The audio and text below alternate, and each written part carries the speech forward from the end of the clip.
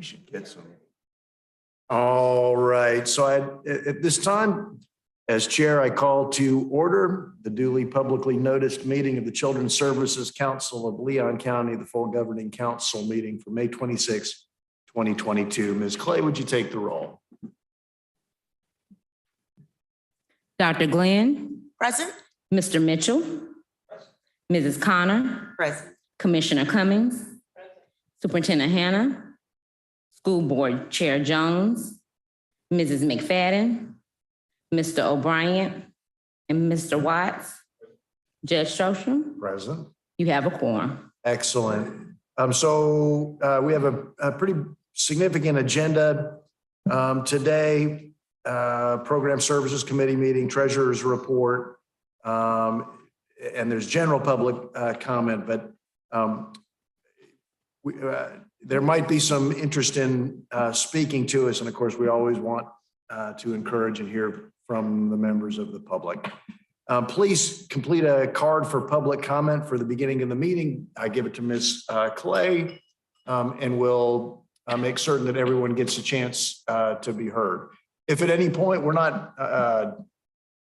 completely wedded to some process, and if at any point, even after the public comment period, something comes to mind and you want to be heard, just give Ms. Clay a card and we'll make room for you. We want to make certain everyone has a chance to be heard. Next item on the agenda is approval of the agenda. Yes. Let's cut it on. I do have one change under the ED report. We don't have to consider the consent agenda. I'll just report on that.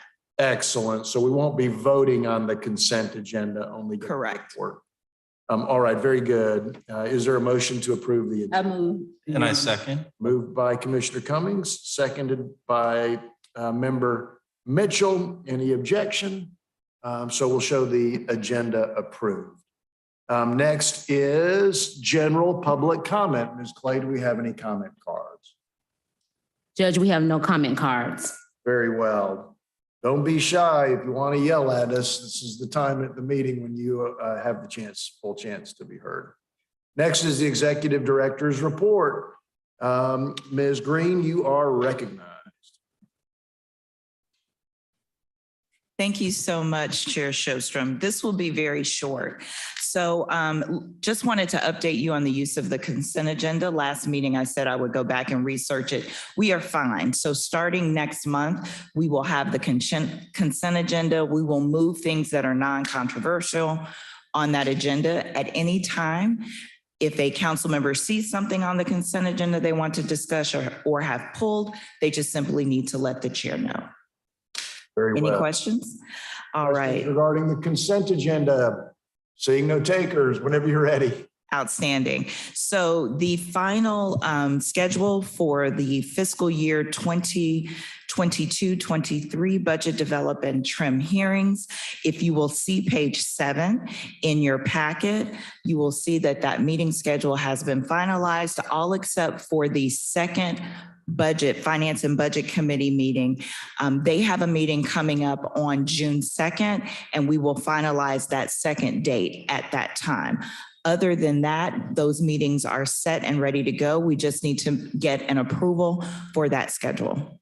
Could you, just for my edification, who is on the Finance and Budget Committee meeting so we can start getting people thinking about it? Yes, Finance and Budget is chaired by our treasurer, Mr. Mitchell, Superintendent Hannah, Commissioner Cummings, and yourself, Judge. Very good. Sika, I would love to have a quick conversation with the property appraiser's office. And I realize that, just looking at the calendar, time is short, but if there's anybody in the property appraiser's office that I could talk to, just maybe the two of us could sit down with them and walk through. This year, I'm not going to be able to say, okay, next year, everything will be smooth and you'll understand. So I really do want to know as much as I can because that the other 9 members had very good questions last year that I was not able to answer, but I'm going to be able to answer this year.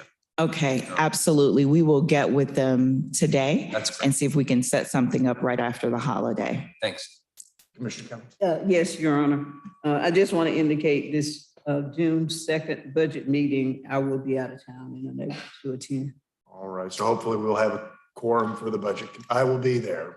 We have already checked and we knew that Commissioner Cummings would be out of town. All right, thank you so much, Commissioner Cummings, for bringing it to our attention. Any other comments or discussions? Anything else on the executive director's report? So the resolution on the lease of the rental space, before I go on, let's note that Superintendent Hannah has arrived. I would like to turn it over to General Counsel Chris Rowe. Mr. Rowe, you're recognized. Good morning, council members. You have for consideration this morning resolution number 2022-04, a resolution entitled "A Resolution of the Children's Services Council of Leon County approving a lease agreement for certain real property to serve as CSC Leon administration, office, and meeting space, authorizing and directing the chair and executive director to execute such lease agreement on behalf of CSC Leon in substantially the form attached hereto, providing that rent payments due thereunder shall be payable solely from funds appropriated by the governing council on an annual basis, and providing an effective date." As noted in the title, the resolution approves the form of a lease agreement for the lease by CSC of certain real property located at the Parkway at St. Augustine, the address for which is 2002 Old St. Augustine Road here in Tallahassee. It's space in Building A, Suite A50. The lease agreement is relatively standard as far as commercial leases go. It was provided to us in first draft form from the landlord. The lease was drafted to contemplate a typical commercial entity acting as tenant. The Children's Services Council of Leon County is not a commercial entity. It's a public entity. It's a local government with ad valorem taxing power. Our state law provides that local governments with ad valorem taxing power are strictly limited in their ability to enter into multi-year financial obligations without referendum approval. One way to meet the state law requirement is to make annual commitments subject to appropriation. This was a concept not unfamiliar to the landlord because state agencies are required to include annual appropriations provisions in their lease and other agreements. However, the landlord's concern, as expressed to us, was that the landlord would spend a relatively significant amount of money fitting the space for CSC purposes in excess of $100,000. And the concern was that if CSC Leon exercised its right next year to not appropriate and basically leave the lease, then the landlord wouldn't have had enough time to substantially recover the monies invested in refitting the space. So we negotiated, Ms. Green and I negotiated with the landlord and were able to reach an agreement whereby CSC Leon would effectively appropriate this year 2 full years of rent.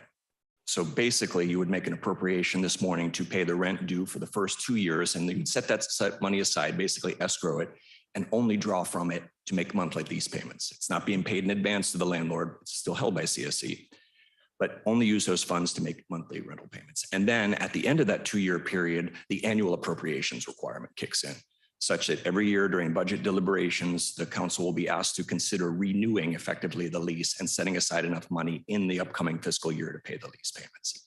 That was acceptable to the landlord. They agreed to it. So we have built that feature into the lease agreement itself. It's also recognized in the resolution. Also made a couple other additional changes to the form lease that the landlord was agreeable to, one of which providing in express terms that we're not giving the landlord the power to compel CSC to exercise its ad valorem taxing power in order to make lease payments. It truly is subject to annual appropriation by the council. The lease agreement also, as I said, describes the address of the property that's being leased. It sets forth the work that the landlord will do in the way of fitting it for CSC purposes and various other standard terms, including the term of the lease. It's basically a 7-year term, again, subject to annual appropriation, and recognize that annual appropriation basically means it's a 1-year lease. You can back out at the end of the year if you want to. It provides for a 6-year renewal at the option of CSC Leon. And it also sets forth the lease rates for the entirety, both of the original 7-year term and the 6-year renewal term if CSC should exercise that renewal. That's set forth in the appendix, and it's listed by both monthly rate, effective annual rate, and rate per square foot. And with that, I'm glad to entertain any questions. I've got a couple of questions. Sure. Whenever you're ready, Mr. Mitchell. Thank you, Judge. There is a provision in here that talks about use not in the resolution, but the actual lease agreement itself. And in it, let me see if I can find it real quickly. It basically suggests that the landlord believes that this is for professional services, something like that. I apologize. I read it off my iPad and I'm looking at it differently. But when we contemplated the size of this space, the 3,900 square feet, which is an awful lot for a small staff, we contemplated it for use by the community, for uses other than 8 to 5 professional services. This contract, and maybe I'm reading it wrong, doesn't quite contemplate that as well. It's paragraph 2, the first sentence of paragraph 2. Page 13. Page 13. Page Page 13. page 13. Thank If you, you sir. want to read it. Mr. Rowe, if you're comfortable with it, I'm comfortable with it. But as I read through it, I thought, ooh, are we okay there? I mean, I just want to make sure that, Ms. Green has grant someone permission to have a community meeting and there's food being served, not sold, but being served, no alcohol. I mean, I'm just thinking through this and I'm like, does this lease contemplate that? It says premises shall be used and occupied by the tenant solely for professional office use and for no other use. Shall not be used for any illegal purpose or in violation of law, ordinance, or regulation. Would constitute a nuisance. Tenant has the non-exclusive right to use the common area. Yeah, I don't want. Solely for professional office use is the phrase that's making Mr. Right. Mitchell nervous, I think. So the landlord, through its representative, Daniel Wagnon, who appeared before the council in February to briefly present on the space, is aware that CSC Leon is a public entity providing public services and may host public events at the lease space from time to time. This reference to professional use, I think, is in the boilerplate text to distinguish it from residential use. No one is allowed to be living there, Right. basically overnight, dwelling in occupancy. Because we're not going to be the only ones hosting the meetings. The judge is right. That's the part that concerns me. Again, more than anything, I wanted to sort of speak it into the record so that the landlord understands that we are not just using this from 8 to 5, Monday through Friday, for purposes of only Children's Services Council business, that there is a broader use that we are anticipating, and that would be community meetings. And we were allowing these community organizations who may not have meeting space to utilize that 3,900 square feet for those purposes. We might have some folks in the building not wearing coat and tie or pantsuit. Very good. In summary. If I may, Your Honor, the resolution approves the form of the lease, but further provides that the chair is authorized to revise the terms, so long as the revised terms are agreeable to the landlord prior to executing the lease. Perfect. So I will reach out to the landlord and see if we can clarify that language, and Right. we'll get that straightened up. And then I have one more question. Mr. Mitchell, of course, you're recognized. There is a provision in here that talks about, hey, here's what the landlord is going to, is required to do. I think it's the landlord's work, but then there's tenant's work. I think it's the tenant's work. It's really who's going to pay for what. We're not anticipating paying for anything above and beyond the lease, correct? We're not adding a sunroof or I know not sunroof. I'm just, No, we are responsible for computers, the phone system, AV, but any structural or cosmetic improvements, retrofitting that normally would be a construction cost, no, we're not. Fantastic. Yeah, that's Thank you, not Judge. in our bailiwick. All right, excellent. Any other questions or discussions? Is there a motion with regard to resolution 2022-04? Judge, I'd like to move resolution 2022-04. I Is that second it, your- 04? The approval of the lease. So resolution 2204, moved by Mitchell, seconded by Commissioner Cummings. Any other discussion of resolution 22-04? Any objection to resolution number 22-04? So we'll show resolution 22-04 approved by the Children's Services Council. I forgot something, which is approved. Did we approve the minutes? No, We didn't. Swing and a miss. You know, one of these days I'll get these meetings right. So approval of the minutes. The minutes are attached in your package at pages 3 through 5. I'd entertain a motion if anyone would make. So moved. Minutes moved. Dr. Glenn, second. So moved by Mitchell, seconded by Glenn. Discussion of the minutes, corrections, additions, deletions, objections. Seeing no takers, will show the minutes approved. Judge, I have one more thing on the ED report, and then I promise to be quiet. So I did want to talk a little bit about what's going to happen next month when we get the final needs assessment.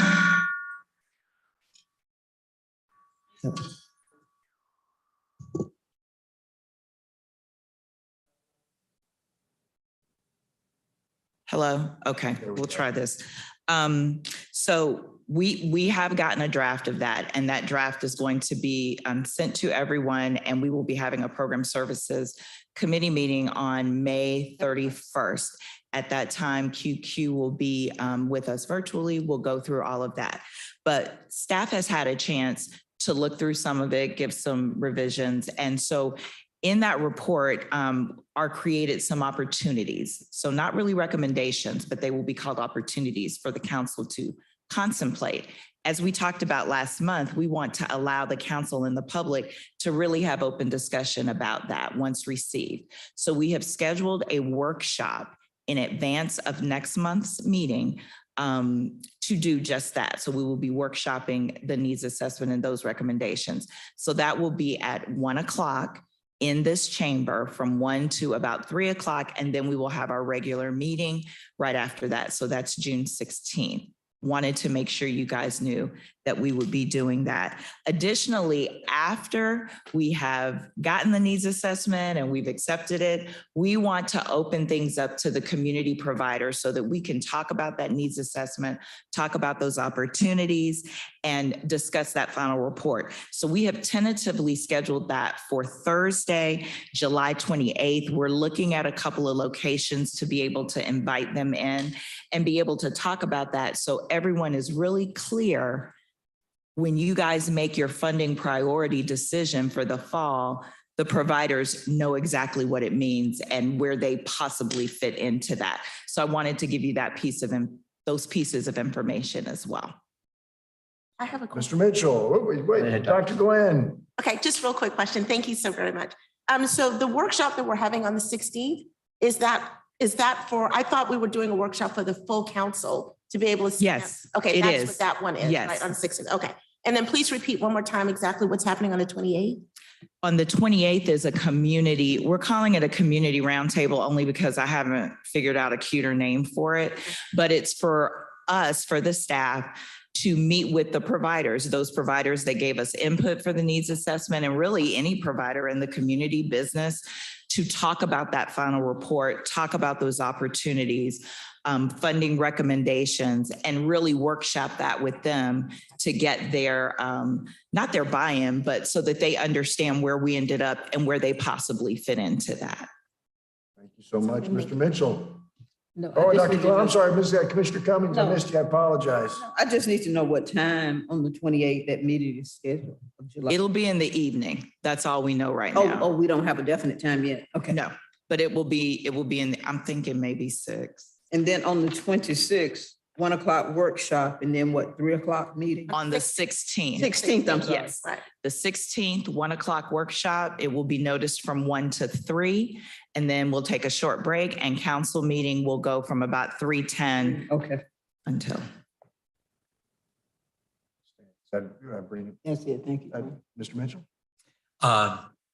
So the 1 to 3 is a workshop for the entire council. Yes. So we'll be able to ask questions. Okay.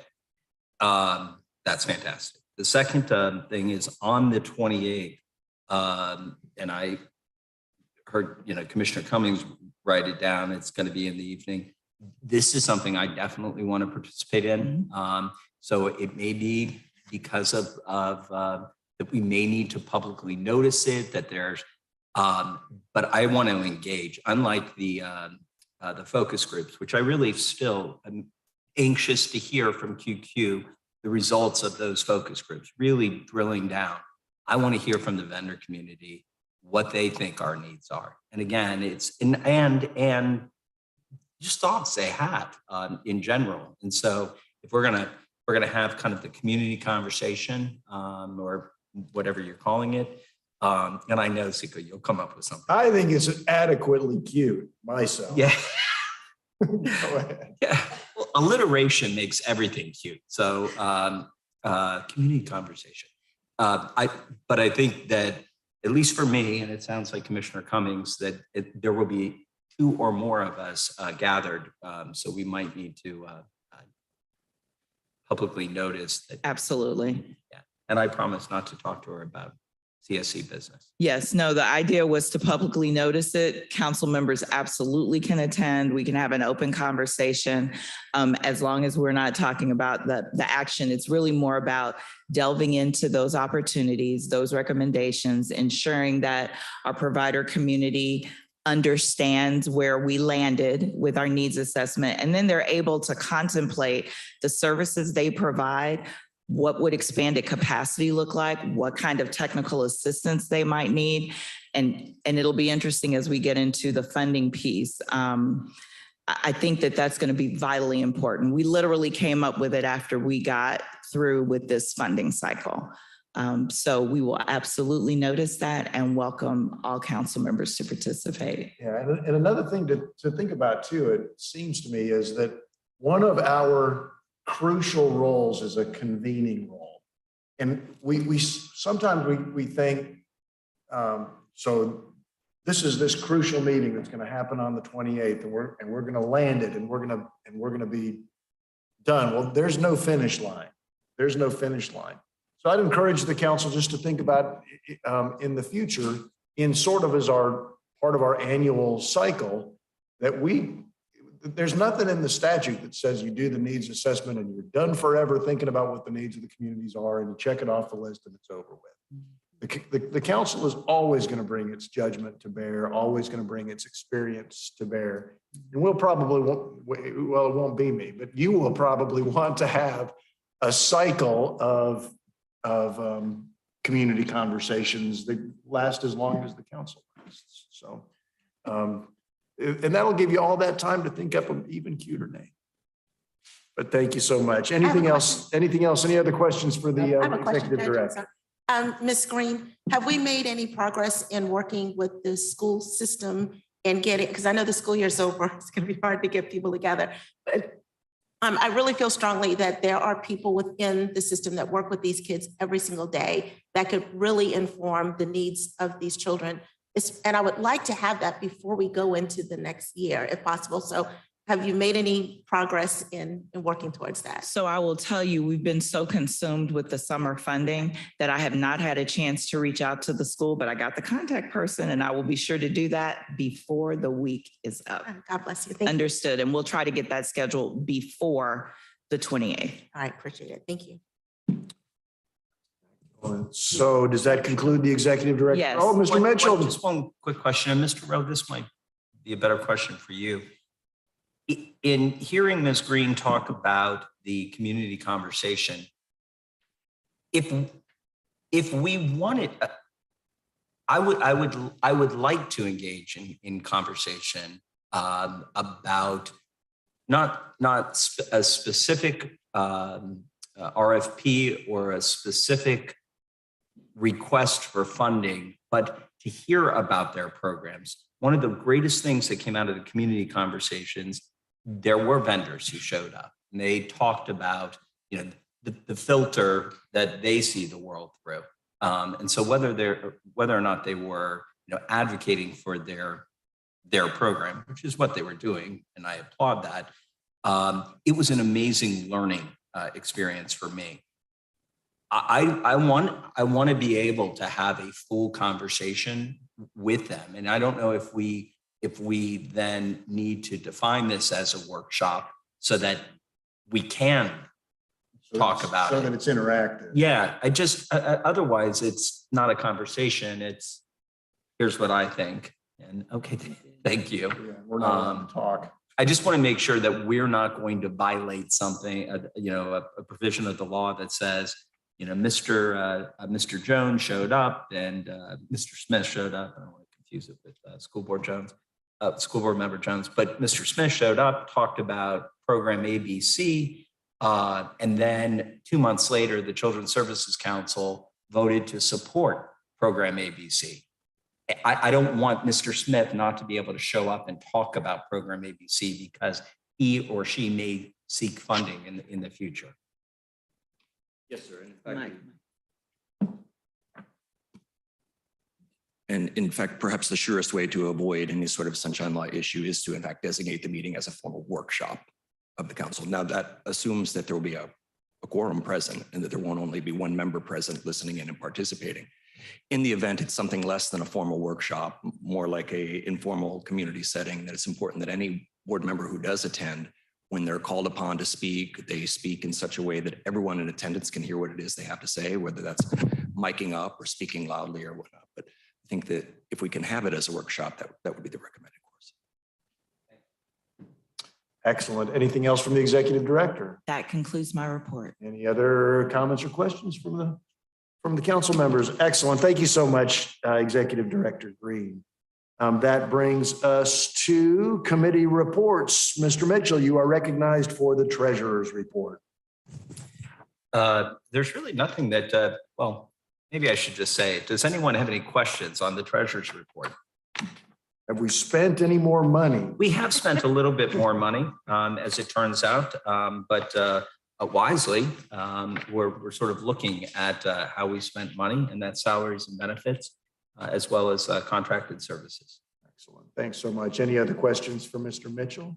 Any other questions for Mr. Mitchell? Any discussion of the treasurer's report? Is there a motion to accept the treasurer's report? I move acceptance, Your Honor. And is there a second? So moved by Cummings, seconded by Glenn. Any discussion?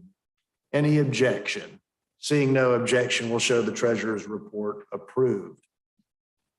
And that brings us to Dr. Glenn for the Program Services Committee report. Dr. Glenn, you are recognized. Thank you. I honestly am so excited about this second portion. This is the reason why I was here at 8 o'clock this morning, to let everybody know what was happening with the Program Services Council and specifically what the staff has been doing to figure out what opportunities are available for the children for the summer.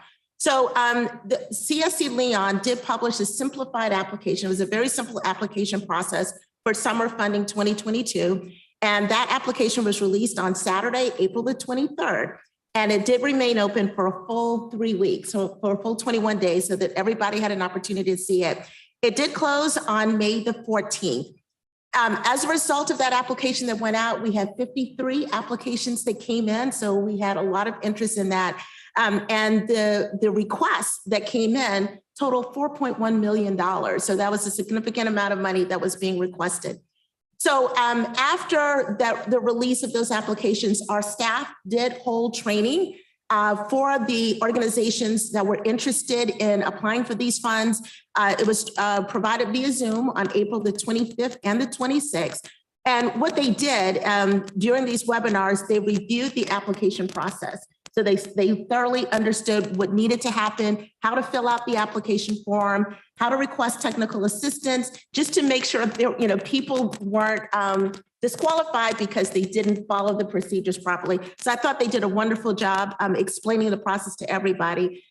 Those sessions were recorded and they were made available to the public on the CSC YouTube channel. So if there were any individuals that weren't able to attend the training, they were also able to access that information. Now, if y'all remember during the last meeting, we authorized the staff to be able to select members, which they have called, and I love the name, Community Impact Panel. These were individuals that we were asking to evaluate the proposals that came into us.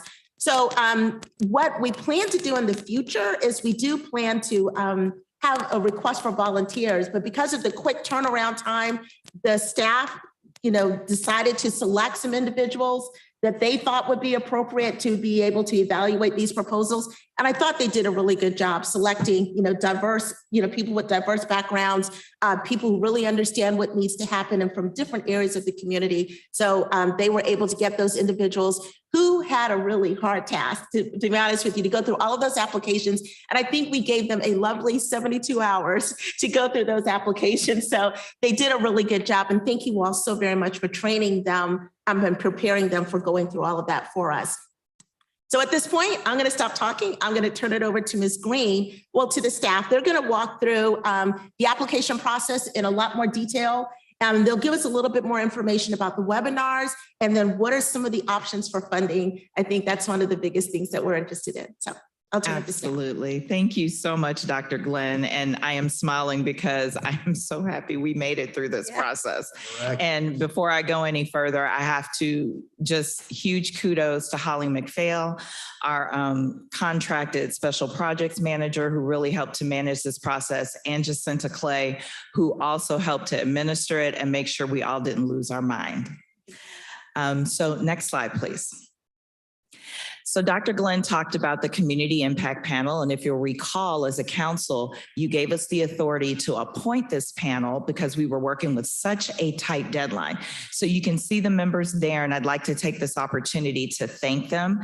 Dr. Michelle Gale with Leon County Schools, Mr. Ted Granger with the United Way of Florida, Ms. Kim Grippa, who's with the Institute for Nonprofit Innovation and Excellence, Mr. Antonio Jefferson with Big Bend Minority Chamber of Commerce, Ms. Jessica Lowe Minor, who's one of our community residents, and Ms. Lily Murphy, who is the ED of the Florida After School Network. So the evaluators did disclose any potential conflicts, and we ensured that that was taken care of and that they were not assigned any proposals that would imply or be a perceived or a real conflict of interest. They did participate in an hour training, and we will make that training available on our YouTube channel once this process has closed. Also, we will do a debriefing with that evaluation team so that we can see some of the things that they observed, if there's any additional training they think we need to provide as we look for the community providers. So we're looking forward to that. And each evaluator got between 25 and 27 proposals, such that each proposal was reviewed 3 times.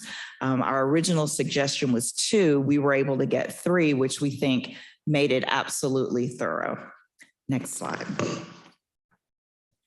So when we look at the overall applications, you can see that we had applications in all of our domain areas. As Dr. Glenn said, we had 53 completed applications that totaled $4.1 million as shown in those domains. I think it's important to note that the average score for all proposals was 214, and the range was from 89 to 282. Keeping in mind with 3 reviews, the top number of points was 300. There was only 1 proposal submitted in the physical health domain, and it scored 169, which was actually well below the average score of our proposals. Additionally, we had 2 that were withdrawn, 6 were incomplete as of the deadline. And if you remember, our deadline was Saturday, May 14th at 5 o'clock. And then we had some applicants that let us know they were intentionally withdrawing because they were going to look for funding cycle opportunities moving forward. Prior to the RFA opening, we did hold 2 training sessions for potential applicants. We did not make those a requirement, but it was highly suggested that they participate. Additionally, when those trainings were done, they were shared on YouTube. So if someone couldn't participate in person, they could go back and see that. Holly did a great job of taking any questions or issues that came up during those trainings and turning them into an FAQ that was then posted on our website. So 99 individuals participated in the live training events, and we had 93 documented views of those training events on YouTube. 22 applicants participated in the technical assistance that we offered and documented. And just for some context, when you look at the applications, those that scored on the lower end of the range did not participate in any of the trainings that we offered. And then most of that group also did not participate in the technical assistance. So why are you saying that?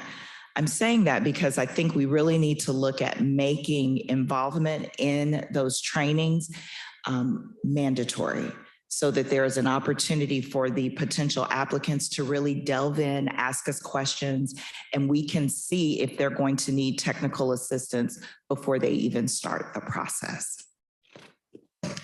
So with that, I'm going to turn it over to Holly McPhail, who will go through some of the options that we created for you to consider as a council for funding for this summer RFP. Ask a quick question, please. Judge. Can you please Yes, yes, of course. define technical assistance? Anything they absolutely needed regarding their application. So if it was, where do I fill in my name? It was that. If it was, how do I fill in this budget? It was that. What do you mean by certificate of insurance? It was any and everything that they thought they might need to complete the application. But you all didn't do anything for them. It was. No, we did not do anything for them. We only advised them on how to complete. We did not give any opinions on what they, whether they should be in this domain or that domain, whether they should put this number or that number, but rather just showed them how it was to be done. Mr. Mitchell. Yeah, Sika, both to you and to Holly for the technical assistance part. Thank you. There are an awful lot of folks in this community who have great programs and great ideas. And I hope, I don't think we should make it mandatory, but I hope that they will realize, I'm glad you mentioned that those who did take advantage of your expertise, I don't want to leave you out, did well. So I hope that we continue the technical assistance, but making it mandatory, like, hey, everybody listen up. If you want to do well on this and you have a good idea, we have, 3 very qualified people who will sit down and show you what a budget looks like, and what they're anticipating, not fill out the numbers for you, not write your proposal, but show you. And it seems to me that if you're serious about asking for public funds, you ought to be serious about showing up for technical assistance. So, but one, thank all 3 of you. Yes, this is astonishing, I have Yeah. to tell you. Thank you. Duly noted, Mr. Mitchell. Thanks for that. That actually makes it easier on us. Good, good, good. Any other questions for Ms. Green before we turn it over to Holly? Ms. McPhail, you are recognized. Good morning. I almost said good afternoon because I'm used to that. So good morning, everyone. Thank you so much for the opportunity to kind of walk you through the next several slides that I believe Ms. Clay printed out for you and you should have available for you. For anyone who is listening on YouTube or following along, these are also posted on our website as of 8:06 this morning. So they are up there for anyone who would like to kind of follow along there. What you're going to have kind of before you is 3 approaches really to potential ways that you might divvy up or just make some decisions to kind of looking at the scoring from our community impact panel and how you might approach it and what those corresponding dollar amounts would equate to. Also, I believe printed out for you is a very detailed spreadsheet that kind of shows you the scoring for everyone, not just the summary sheet that was in the original packet, but like the really true breakdown. So this first kind of option to me was like one of the very kind of most simplest, start at the top and then go down until you hit $2 million. So that's what you'll see right here, that this would include 37 funded proposals with an average score of 236. The range of proposals that would be funded under this approach is 205 at the low end to 282 at the high end. So again, as Ms. Green pointed out, the full range of all applications was 89 at the low end to 282 at the high end. That was the full range. So with this one, if you just kind of started at the top, click, click, click, click, click down, and without exceeding $2 million, you land at 1.996, so $4,000 shy. That's one way of looking at it. And what you see on the screen is how many proposals within each domain would be associated with that. So we have a very, I'm going to say a complex budget sheet. It's not super complex, but tracking where we would be, what we would be funding between all domains and all of that for each of these proposals. Another way of looking at it, is to what's a natural break in the score. So again, the first one was just looking at the scores down until you hit 2 million.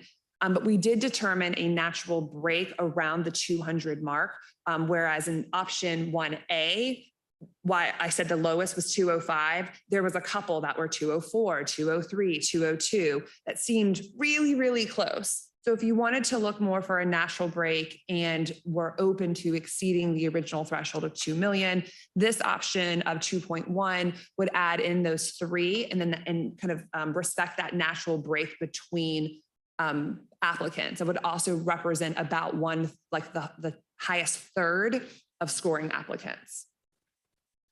Another way of potentially looking at it is not looking at the average score, but really taking that very last column that's on your summary sheet of a 1 to 100%, almost like grading at school, and kind of thinking through what might that look like. So looking at that average between all scores of, and I went with 80%. I remember when my child was in first grade, the teacher saying 80s are gradies. So I always start there. So I was like, okay, 80% or higher. If that's what you were looking at, 18 of the proposals were scored an 80% or higher. The average score at that level would be 256. And that would give you a range of scores of 239 to 282. So anyone who's kind of following along, if you're looking at your, wherever you're falling, that would be the range. For this one, 2A would be 239 to 282, and it would include everyone that was in that category. Given though, that was at the $1 million mark, we continued to dive in and say, well, what's average, what's passing?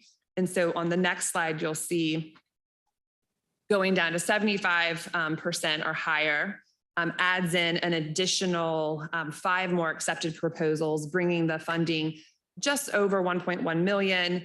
The average score of this would be 251 with a range of 224 would be the low end of that, going up to 282. This is the one that actually, and I know it says average is 75% or higher. So you would think, oh, okay, that's the top 25%.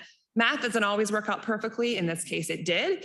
So this 2B is the top quadrant of all scores, no matter which way you cut it and looked at it. We continued, given that it was only 1.1, to kind of dive down deep, and 70, of course, is passing in our schools. So we looked at that and said, okay, if we went for 70%, that would be 30 proposals funded, average score of 242, bringing it just shy of 1.5 million. And for this one, the range, the low end would be 211. So 211 to 282, including all of those. Those were the two kind of more straightforward ways of just looking at the scores and potentially divvying it up. But I wanted to, remembering the process that we used in evaluating the ITN, we wanted to apply some of that same logic and see what shook out in essence, if you were to look at it that way. So that was the third approach that we'll be kind of talking about here. And so what this is, and this is a little bit more complicated, if you take the top 10% of scores in each of the primary categories. So the primary categories were your organizational structure or your organizational profile, your program narrative, your funding deliverables, and your budget. So looking at those 4 categories, so not the extra points category, but the primary 4 of what you're going to do and what money do you want. We looked at that and scored the top 10%. And then if you scored in the top 10% in at least 3 of 4 of those primary categories, you got highlighted, and that's what's shown here. We had 7 proposals that met that qualification. And you can see on the slide that that's less than $500,000 The average score, as you might assume, for this category is the highest. And the range for this one's 262 to 282.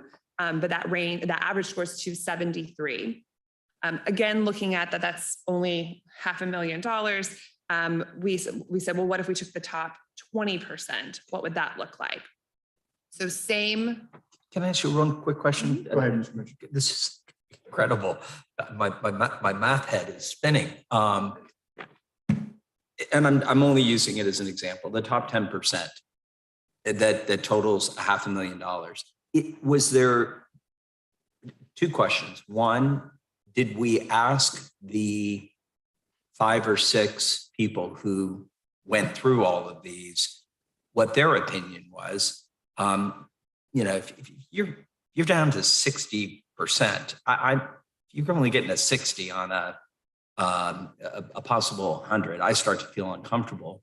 And then combined with that, when I look at the top 10%, was there any consideration given to these particular providers? Let's say that they said, we've got this program, it's $100,000 and we can put, 50 kids through it or 100 kids through it or 50 kids for half the summer, doubling the funding? In other words, could we give more to the best as opposed to,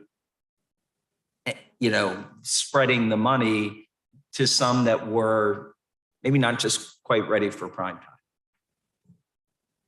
Okay, so I want to make sure I understand the question. So I'm going to answer the second question first. In the RFA, make sure that I'm stating this correctly. We didn't say, the only thing we said in the RFA is that we reserve the right not to fund you fully. So we reserve the right not to fund everything that you ask. We never say in there that we're not going to fund you more. So that would be a decision that the council would get to make. If you say you go with this option and you want us to go back and say, okay, so if we funded you more or twice of what you requested, does that mean that your capacity, your expanded capacity would double? Or if we did it 50%, it would double? We absolutely can go back and do that according to what you would request us to do. I looked at the 5 or 6 individuals you put up there, and I may not know them all, but just looking at, sort of who they represent, these are people who know what they're doing. Like, you guys pick great. So I looked at all of the proposals, and I appreciate you guys sending them over. I did not look at them as in depth as they did. As soon as I looked at their qualifications, and I thought they're far more qualified than I am, I'm glad they looked at them. So I really, it's important to me to, one, respect the process and respect what they did. It's also important to me that we value quality, and that while we set the mark for $2 million, there wasn't an expectation, at least for me, that we were going to spend $2 million unless there's $2 million to be spent wisely. And so if you're just doing this by widget, let's say program A offers 50 widgets for the summer, and the 6 individuals who graded that said, oh my heavens, those 50 widgets are amazing for the summer. Can you imagine what would be, if I'm submitting a proposal, I'm thinking to myself, I heard what the council said of $2 million. I don't want to look greedy, but my program is a whole lot better than everybody else's based on what these 6 individuals said. So the 50 widgets maybe turns into 75 widgets or 100 widgets. And I, as just one vote, I would feel so good. I'm not worried about the $2 million. I'm worried about spending the money the best way. And it can be $2 million as long as we are funding. And I don't know if it's the top 10% or the top 20%. I just stopped you at the top 10% because that's when I didn't want to forget the question. But Yeah, so back to my first question. Did the evaluators have any advice? Did you guys? Did they have this submit? I know conversation? we had one that gave us some comments. So to answer the point directly is no, they did not have an opportunity where they collectively came together and discussed and had that conversation. Given the timeline, originally that was not a possibility for them to come and what you might call an inter-rater reliability session. That's something that we absolutely will work into all timelines moving forward. But given the compressed timeline, we did not have that opportunity to do it. We did allow each of the panelists to submit anything written that they might want to be considered. I would say all but one, none but one submitted that. And those comments will be published along with the public record as well. And it was primarily just comments like while that individual panelist was completing those. And so it was just for 1/3 of them. So moving forward, that absolutely would be something that we would do. In addition, at the last council, we said, wouldn't it be great if we could have this process be more like an ITN so that you could go back and say, hey, if we doubled, could you serve more? But again, because of the compressed timeline and trying to get this funding out on the streets and even moving this meeting by a week, will we be able to meet that goal of June 1st was really the concern so that they could get the money to be able to spend it. So in this round, to answer your question, no, they didn't have that opportunity, but that is part of the individual feedback that they've provided and why we're actually going to be hosting that debriefing with them to ensure that moving forward, even for future summer cycles, that we start early enough to build in exactly for what you're talking about. Sure. And if I may, before you recognize Dr. Glenn, I do feel that it is my responsibility to say, as we are trying as a council to not only do things differently, there are some things I think you should take into consideration as you make a decision. So number one, this is the very first RFP this council has done, and it was done in an expedited way, trying to fill some gaps for the summer. So as you make your decision, think about the gaps that we can fill for the summer, number one. Number two, while this contemplates this and the next one contemplates the 10% or the 20%, the top 10 and the top 20, I will say from my point of view, I looked at the points and I looked at there being a 300 possibility of getting 300 points and where did our proposals fall in that. And so you're looking at 2/3 of 300 or almost 300. And so we did have some applications that stayed in that, in I believe what would be an acceptable range.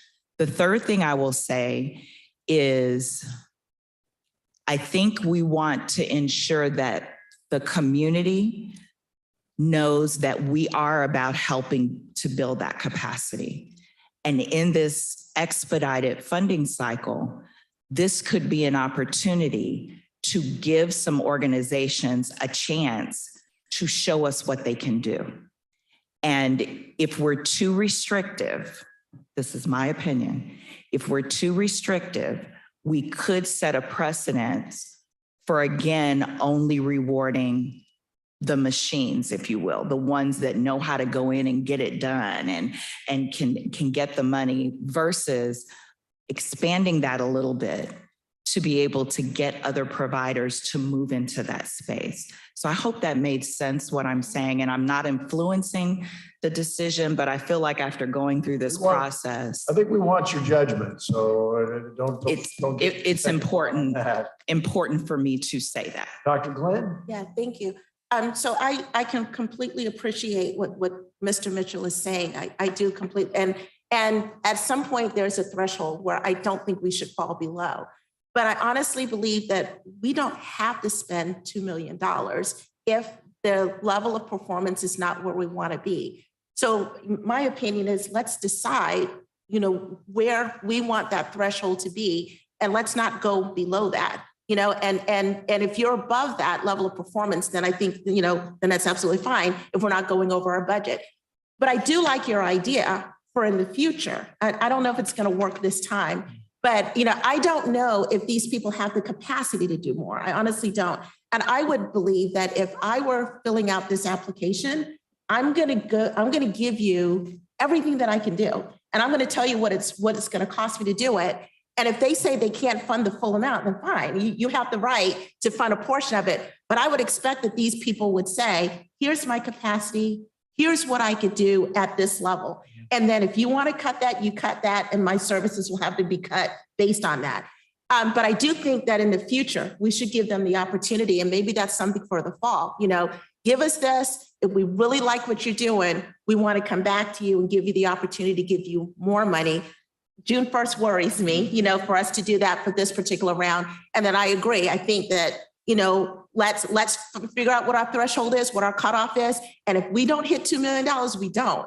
But I don't think we have to go to below standard just to try to hit a 2 million threshold. On option 1A,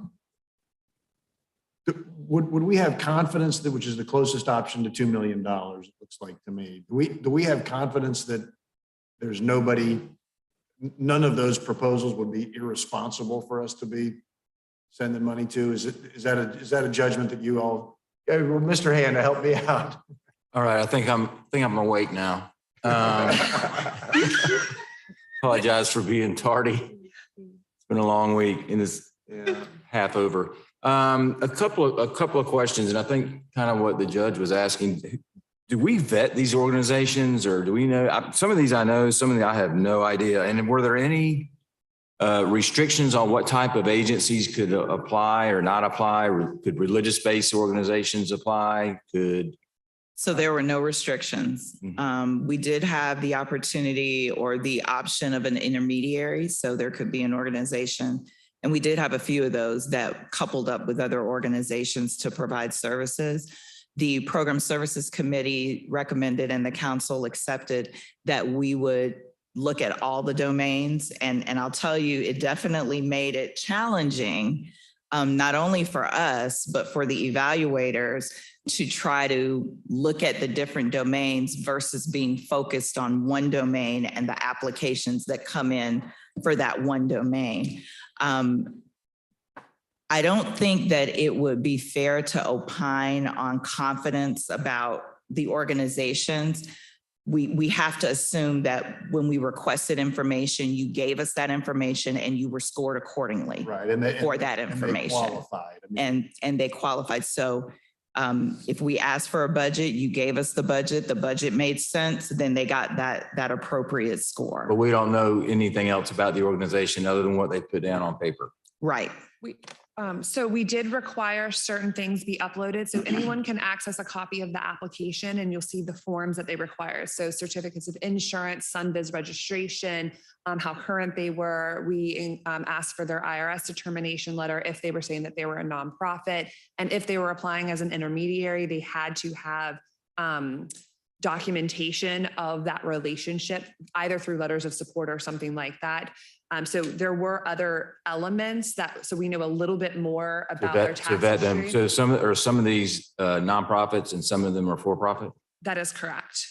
And some of them are private entities and some of them are intermediaries. You'll see in the list also published on the website is the full list of applicants. So anyone who's paying attention on YouTube or watching this later can go to the website and see the full list. Yes, it's in the meeting packet, but it's also on that application page, the full list of applicants by proposal number and how much they requested. So we did absolutely look at that way. I think we had two chambers. I think there are one chamber. One chamber. Right. We had one chamber apply for a program. So there was no restriction on the type of organization that could apply, but we did ensure that, yes, they can do business in the state of Florida. Yes. If they were a nonprofit, we've got their nonprofit status through the IRS. They are insured. So we did do those. There was some vetting. And I think I understand what Mr. Mitchell's saying. I'm just concerned now it's the end of May and for us to go back to the top groups and say, can you expand your capacity and have all those questions. I think for the future, that is a good idea, because there may have been some organizations that were reluctant to say $1 million. They have the capacity to serve and could use $1 million, but they're like, no, I don't want to scare those people off with this big ask, right? But I also philosophically, I think for our group as a council, it's going to be important, because I don't know that I necessarily lean towards spreading the wealth and, giving I said this from the very beginning. It's like we have 9 cookies in a cookie jar with $9 million. And if you have 53 hands reaching, trying to get one of those 9 cookies, people just come out with crumbs, and we don't do anything well. We're just spreading out money to all these different organizations, as opposed to finding the really high flying organizations in whether they exist now or whether they will be created in the future, that we fund with significant resources to really impact the areas we've identified as our priorities. So I think philosophically we can have those discussions, but for now, and I'm not sure what 1A, I'm so turned around now, 1A, 1B, 2A, 2B, 2C. There's another one we didn't. Oh. So which one is this? 3C. So this is 3C. Commissioner, hey, before we get there, Commissioner Cummings? Thank you, Judge Sesstrom. And thank you guys for the report and the analysis. And I hear my fellow council members' questions and concerns. But what I want to delve into is the children. And analyzing those proposals and getting the scores from the reviewers that you all received, did we focus on any analysis of the number of children that would be served in 1A, 1B, 2A, number one, and number two, out of the domains that are listed here, do we have an idea, because we don't have the final needs assessment report yet, do we have an idea of where the gaps fall as far as the domains that are listed here? Did we look at that as far as closing some of the gaps for our children during the summer? So before we answer I'm going to let Holly answer the second question. No, I'm going to answer the second question. I'm going to let Holly answer the first question. So in the RFP, they had to tie. So first and foremost, they had to show where they could expand capacity on an existing program. So this was not the RFP to show us innovation, because we were moving so quickly, but rather a program that you are currently running, and with these funds, you can expand the capacity to serve more children than you're already serving. That's number one. Number two, they had to tie in their outcomes to the key outcome measures that were in that last column of the funding options that QQ presented to us under funding options A. So they had to show that my program, if I expand it and it meets this key outcome measure that we're looking for. So that's the answer to your second question regarding what that impact is. I do want to again remind all our council members that this summer funding was to fill gaps and try to ensure that we had adequate slots for children this summer.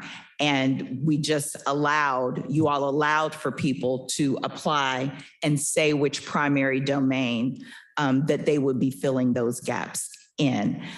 Because I love everything that I'm hearing. I just wish we had had the time to incorporate all of it into this funding cycle, and we just didn't have the time. But moving forward, it will be a much more stringent process. And we will really be looking at ITNs, which will allow us to go back and negotiate and say, if we gave you more money, could you do more? So I think time was working against us in some areas of trying to get this done. I'll let Holly answer the number of children served. So to answer the question directly, no, there's not an easy way of capturing the number of children, youth, or families that might be served by each category because the domains don't line up perfectly. And the way that the RFA was written was, what are your gaps in what you're currently doing? So for example, one of the proposals said, well, really what we discovered is over the summer, we just need to beef up our direct assistance available to families. We think that we'll probably serve about 10 families a month. So maybe 30 families, whatever we don't spend, we'll give back to you at the end. So there was kind of like on that side of the spectrum versus very prescriptive. This is what we're currently doing and we're funded to do, but it's only for 6 to 8 weeks for 4 days a week. And we would like to be able to expand that for the entire summer, 5 days a week. And we know that we're going to serve this many children. So some of the proposals were really very clear cut. We can serve this many, and we could even break it down and create a cost per child, if you will, number. But because of the expansion, another example is we're providing a summer camp and we want to add on a mental health counselor so that we can address those mental health needs to the children that we're serving now. Well, would you categorize that as then every single child will benefit, or will it be at the end of that 3 months of how many that mental health counselor actually saw and came and requested services? So we'll have some of those. I hate to think of children as widgets, but we'll have that data, information, that information. At the end of how it was served. And as we move forward, being more intentional about that inclusion criteria, especially for new services as we're talking about them. But with the expansion approach of how they say that they could better serve. And I'll also point out that, for example, in some of the categories, I'm going to pick on food stability. One of the applications had to do with the pound, like how many pounds of food that they want to provide to those. Based on previous years of data, we know that this is a shortage and we could really benefit from this many pounds of food. Does that translate to number of kids served? One could make an extrapolation, but it's not really apples to apples because we included all of the domains. So I do have a question. I'm sorry. Go ahead, Ms. Cummings. Commissioner Cummings, anything else? Yeah, I just had a follow-up, just this one. So, for example, in option 1B, and 1A too, for the most part, total amount requested. So we have captured from their responses exactly what they said they could do during the summer months. And we have captured the total amount that they said they could perform on the both columns in 1B and 1A. So 1B, we anticipate it's over the 2 million, but I know that we have close to 4 million. We agreed to retain some. But the anticipation is that if we approve 1B, we would kick in another 137,000. We would fund more programs and hopefully, arguably, we would serve more children during the summer and possibly maybe fill some of the gaps if we adopted option 1B. I believe 1B and 1A, excluding the overall, what everybody requested, and based on, I guess, the highest points assigned, those two would fund more diverse programs, I believe. Yes, the only thing that we wouldn't fund would be physical health, because as we said, there was only one application and it came in at 169. Yeah. So that's the zero on that one. Yes. All right, Dr. Glenn? Thank you. So I totally understand Ms. Cummings' desire to fund a large number of people. I think where my biggest concern is ensuring that there's coverage across the spectrum of priority areas. So, for me, it's very important that we address school readiness. We address school age support. We address mental health. We address food security. So a part of me is thinking, I want to be able to provide services in each one of these areas. And I know that there may be some, like physical health, and I did not see that application, so I can't speak to that one. But I do think that we should be looking at, because I do feel as if some of these areas, it may be easier to provide a service than in other areas. So if I'm in an area that's difficult to do, my score may not be as high, but it's a critical area where there is a significant gap. So I want to make sure that there are services in each of the areas, and I would love for us to prioritize who are the top performers in each of these areas so that we can make sure we are hitting all these critical needs in Leon County. And then where there are areas where we just don't have any real level of performance, like physical health, we'll just have to skip that one and understand that, that's not a need. But once we identify the high performers in the areas, then if there are others that may be in another area where they're not like in the top, percentage, but is definitely going to expand the number of children served in that area, then I think we can add them as long as it's within our budget. Does that make sense? Do y'all understand what I'm saying? So I don't want to, like with the top percentage, if they're all in school readiness and food stability, we may not hit some of the other critical areas where there are significant gaps. So I want to find the people that are high performing in all the areas. Okay, so with that, if I may, Sure. we have currently up the slide option 3C. So 3C, that's the top 20% of 3 out of 4 of the primary categories. And I'm gonna let Holly, because we split this up so we wouldn't get dry mouth talking. Okay.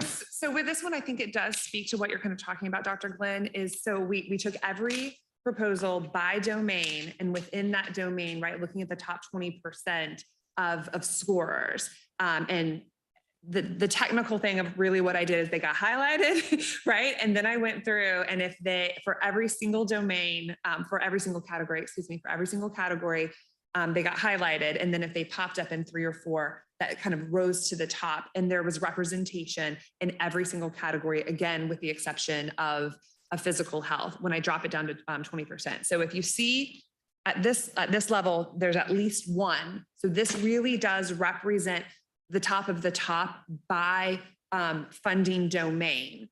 What we did in option 3C is because if you recall, we said we want to award extra points for anyone acting as an intermediary, anyone who's going to use technology, home-based, mobile delivery, something like that to do the delivery of services. And if they're going to propose stronger connections to mental health, workforce development, or legal services. In options 3A and B, that extra category was not considered. So option 3C incorporates that extra points, if you will, as one of those primary categories. So now what you see here is probably the most diverse of types of programs funded. It's not a straight point score. So I can't tell you, well, I can tell you the average score is a 251. I can't tell you what the range is because it's not a one-to-one relationship, because it really is looking at top scores by those domains. And instead of only considering 4, it's now considering 5. So this one's a little more convoluted. It's more similar to what we did a little bit with the ITN assessment, and when we were looking at those scores of who was the top scorer by category and where did they fall, as opposed to just a straight total score. And so I want to make sure that as you're speaking about what does that variety look like, if you will, this might come the closest to what you're asking for. And you did the top 20%. Did you all clearly, did you all go to top 25%? Or, because given the fact that, okay, I don't want to throw any curveballs, but I understand, and I like the diversity. I like it for looking at the top of each of these areas. But since we are at $1 million, did you look at, if we did, the top 25% in each of these domains, what would that look like? To me, that's a really broad range of these programs that hit a lot of these different domains. So we didn't do the top 25%. We did the top 20%. Holly's going to try to do the top 25% here while we're sitting here as a per your request. Terrence, did you want to be heard? So, Sika, you mentioned that you had a number in your mind that was a good average. Do you mind sharing what that was?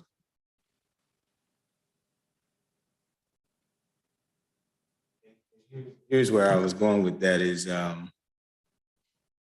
So like option 1A, which is at 1.9, right at 2 million, says that would fund 37 programs.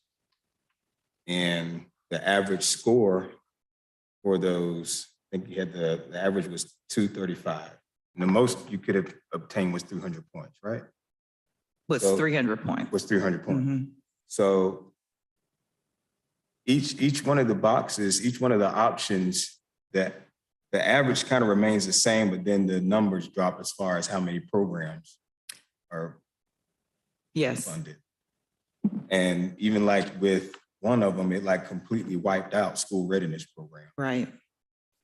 So originally if- I was in favor of just Heinz, option 2A, which was your average of 80%. But then I'm almost like leaning towards option 1A. So I'll tell you my Okay, yeah. Tell me. recommendation and I'll tell you why.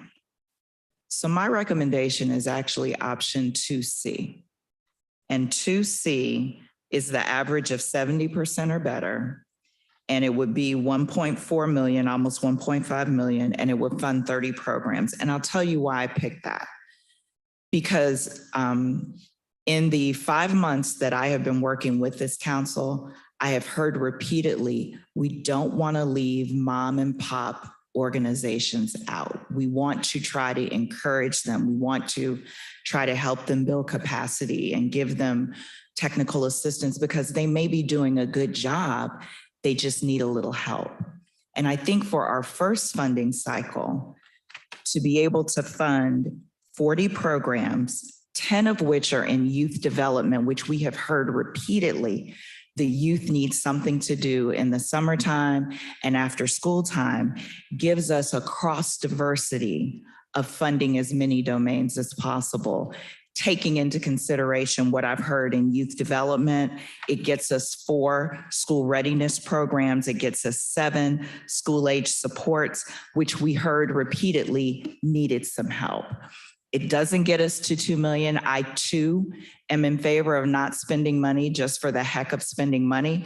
But I think that this RFP gives us a chance to see the programs, how they run and what they do, because we don't have anything else other than what they have said. So if I am asked my recommendation, that is actually my recommendation. And that's why. You are asked your recommendation retrospectively. So, Mr. Mitchell. Mr. Wesley. I appreciate that, Sika. And I want to kind of go back to what the superintendent said and tie it in with something Commissioner Cummings said. And that is, we want to fund programs to help kids. This is not the end. So whatever we leave on the table, first of all, is the guy who made the motion of 2 million is truly arbitrary. And so I threw it out there based on more than 25% of the year.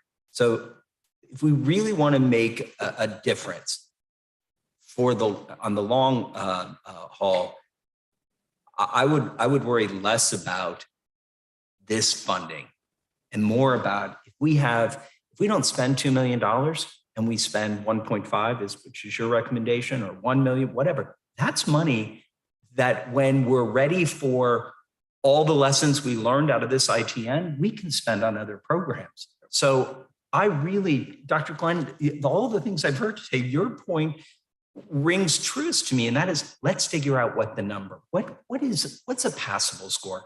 I did look at some of these proposals pretty closely, and there were some that were, and I don't know where they ended up in the final score. They need a little more help. And I don't know if it was just they didn't take advantage of the technical assistance, but again, these are programs that are going to be serving kids. If they didn't take a step to get technical assistance so that their proposal was good, I don't want them with our kids because it means it's a shortcut. So I'm less worried about the dollar amount and more worried about the quality. And I will go one step further. Again, whether it's 2C at $1.4 million, I would like to leave the extra 600,000. Let's just say that's where we go. The extra 600,000 on the table, because yes, and Mr. Rowe, please chime in if I'm heading in a direction that what was the process we used? It wasn't an ITN, but RFA? okay. What does the A in RFA stand for? Applicant. Right. So if the RFA would not allow us to do this, but I think Ms. Green said that the RFA didn't specify that we couldn't fund more. So let's say we go out and 2C's the motion that's accepted. We've got $600,000 that's sitting on the table based on my motion that was accepted from the last meeting.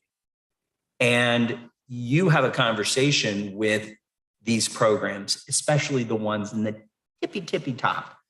And they come back and say, hey, we heard the council and we can do more. Or you guys implement it and you come back at the next meeting and you say, we have a $2 million budget that you've given us. We've only spent 1.4. This program could use another 100,000. And that sort of gives us all what we're looking for. And that is, Commissioner, I'm with you. There was a reason in every single meeting I talk about your first point of I want money to help kids. I believe that. I just want this money to help them in the long haul. When it's October and we're looking for an extra $500,000 because there's a program that is just, going to change lives and change them permanently. I want that 500,000 still in our hands. So again, I'm less concerned about, I have to tell you, anything that doesn't make a 70%, I would be really uncomfortable supporting, especially seeing as though I read some of the proposals. And so I'm less worried about what the motion ultimately passes and more worried about quality programs and maybe having a nuance that in the motion that we leave that money on the table, that staff can come back and say, we have a recommendation, and that is a little extra funding. So you don't have to do a motion because your original motion was up to 2 million. So you don't have to go back and say in your motion, we're going to fund this and leave this on the table. You don't have to worry about that. As long as you don't go over 2 million, you're covered. Just had a quick little sidebar conversation with Chris. So what he's going to do, he's going to go back and look and see if once we execute contracts, because keep in mind, whatever you decide today, we're sending contracts out after this meeting so that we can get them in process, so we can try to have the money out by next week, because June 1st is next Wednesday, and we want them to try to have that money. But he's going to look and see if once we execute the contract, if we are able to then go back to our top level and say, look, we see your program. What could you do with extra? If we could do a contract amendment or an addendum, and then come back to you in June and say, this is what, so he's going to check into that for us and make sure we're not violating any procurement laws of any type, given the RFA that we issued. I think you captured the spirit of what it's really just a matter of going ahead and voting on something today that gives you the ability to enter into contracts. I just want to make it clear that whatever number we ultimately vote for, whatever number I vote for, I'm more worried about the quality. And this gets to the superintendent's point. Here's a guy who administers. That's what he does. That's important to me. But also keeping in mind Commissioner Cummings' point of we're trying to help kids. I just want to make sure that we're helping kids for the whole time, and every penny that we might save here on a 62% program could be used on a program when more vendors come or more providers come forward in the fall for the whole year. That could also include summer. Dr. Glenn. Thank you. So I completely agree with the 70% because I don't think we should go with anybody below a 70%. Completely agree with that. However, I am still leaning towards option 3D, which isn't even here, but 3D means that I want us to make sure we have the top in each of the categories, because I think it's very important for us. Yeah, see, 3D is not, I know she's still working on that. Okay, all right. You're ready? Okay, because I would, and I agree, if there's money left over, let's save that for exactly what you're talking about. But I do want to prioritize. So what I want to make sure we are hitting as many categories instead of doing multiple in one category. We're spreading it out because I want to make sure we impact every area where there are gaps within our community. Does that make sense? Okay, thank you. All right. I think Carmen, I think, I'll let you go first and then I'll share. Go ahead. So 3D, which will not appear anywhere on anybody's slide, but will be reported to me now, is 25% of, so it's as close as possible to this. It's the top 25% out of 3 of now 5 domains, considering that extra points. It would equate in 30 proposals, total value at 1.6 million. The actual dollar amount would be $1,634,333.50. you do quick work, Holly. I'm impressed. And that would result in, the average score is 242. Again, because of the breakdown, it's not a straight range. That would fund 1 in enhanced supports for caregivers, 1 in food stability, 3 in housing stability. So you're getting 1 more than what's up on the screen, 4 in mental health, 8 in school age supports, 5 in school readiness, and 8 in youth development.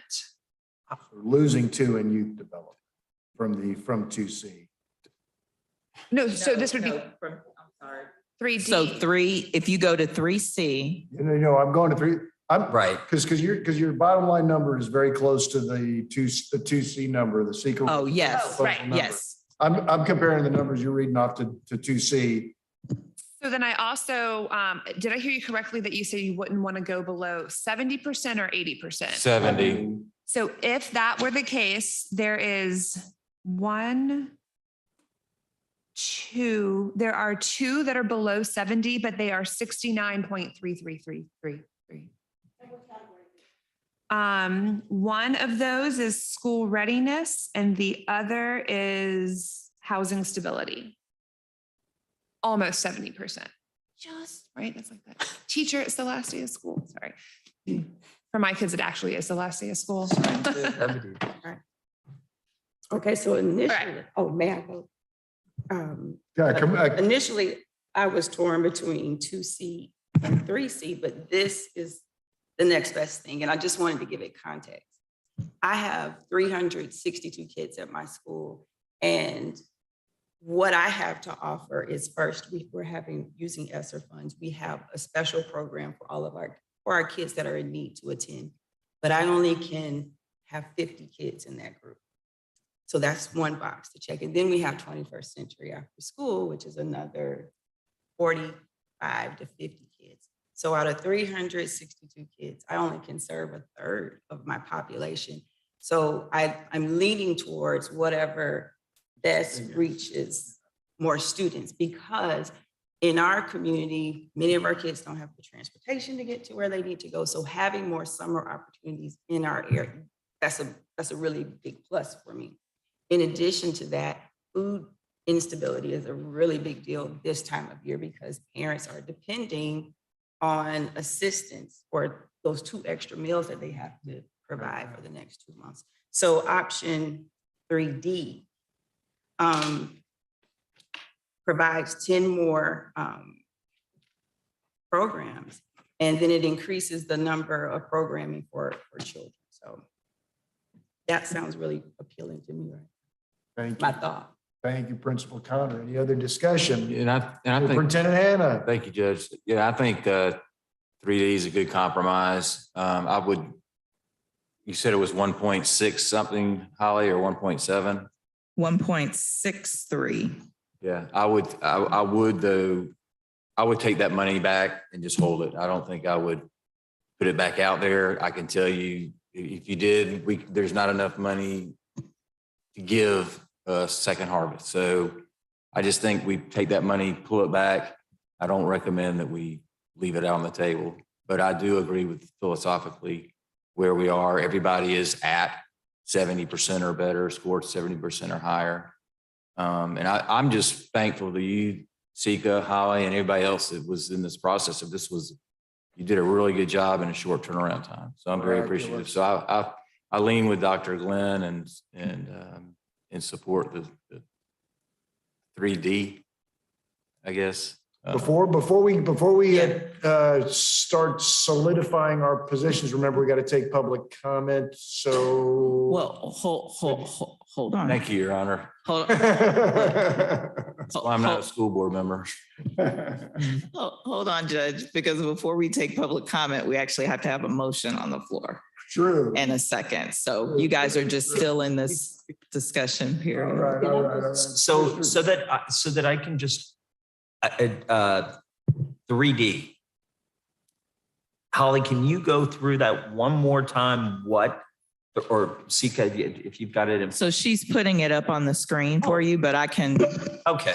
yeah, I can go through it really quickly. So 3D would be 25% that scored good, high in 3 of 5 domains, 5 categories. It would be 30 programs, and it would equate to $1,634,333.50. The average score would be 242. There would be 2 programs in there that ended up with a percentage of 69 point something, but all of them would be 70%. You would have 5 in school readiness, 8 in school supports, 4 in mental health, 1 in food stability, 3 in housing stability, 8 in youth development, and 1 in enhanced support for caregivers. So that would hit 7 of the 8 domains. And in Ms. Connor's comments about trying to serve the kids at her school, This summer. does it translate to serving kids in Ms. Connor's school? I mean, does that? So those, I believe, would be under school age supports. As opposed to your 3C or 2C, I can't remember which one was your recommendation. Both of them would, Okay. yeah. Because the programs that she's referring to for her school would fall under school readiness and school age, probably more under school age supports. And we're not losing by going with, it's fast. By going with 3D that Holly is now displaying on the screen, we're not losing anything in those 2 categories. If we go back to option 2C, which I think is what we were looking at, no, we don't lose anything in those 2. We actually gain 1 in school readiness, and we gain 4 in school age supports. Yeah. Yeah, I just, one more. So the difference between option 1A, which is the highest points. Sorry about that. I've lost control. And has more, what's the difference between the highest points? Because the highest points is just the points that you scored versus this extrapolation is looking at the high points you scored in a category. So if you scored high in all the categories except for narrative, you might be in option A. But if narrative is one of these options that's used in the percentage, you might not be in here. So that's the difference. Because you had 5 categories that you could score in. This one is looking at the top scores in 3 of the 5 categories versus all the categories. Option A is taking all the categories and putting your score together. Option 3D, well, I guess it's 3A, B, C, and D, I think, are all looking at the top scores in certain categories. My only thing with that one is, so with option A, highest points, we had the categories on there as relevant, right?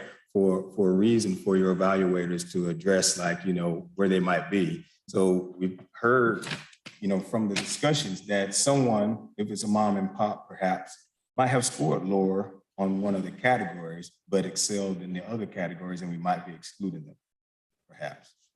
But maybe not. Yeah, probably not. Probably not.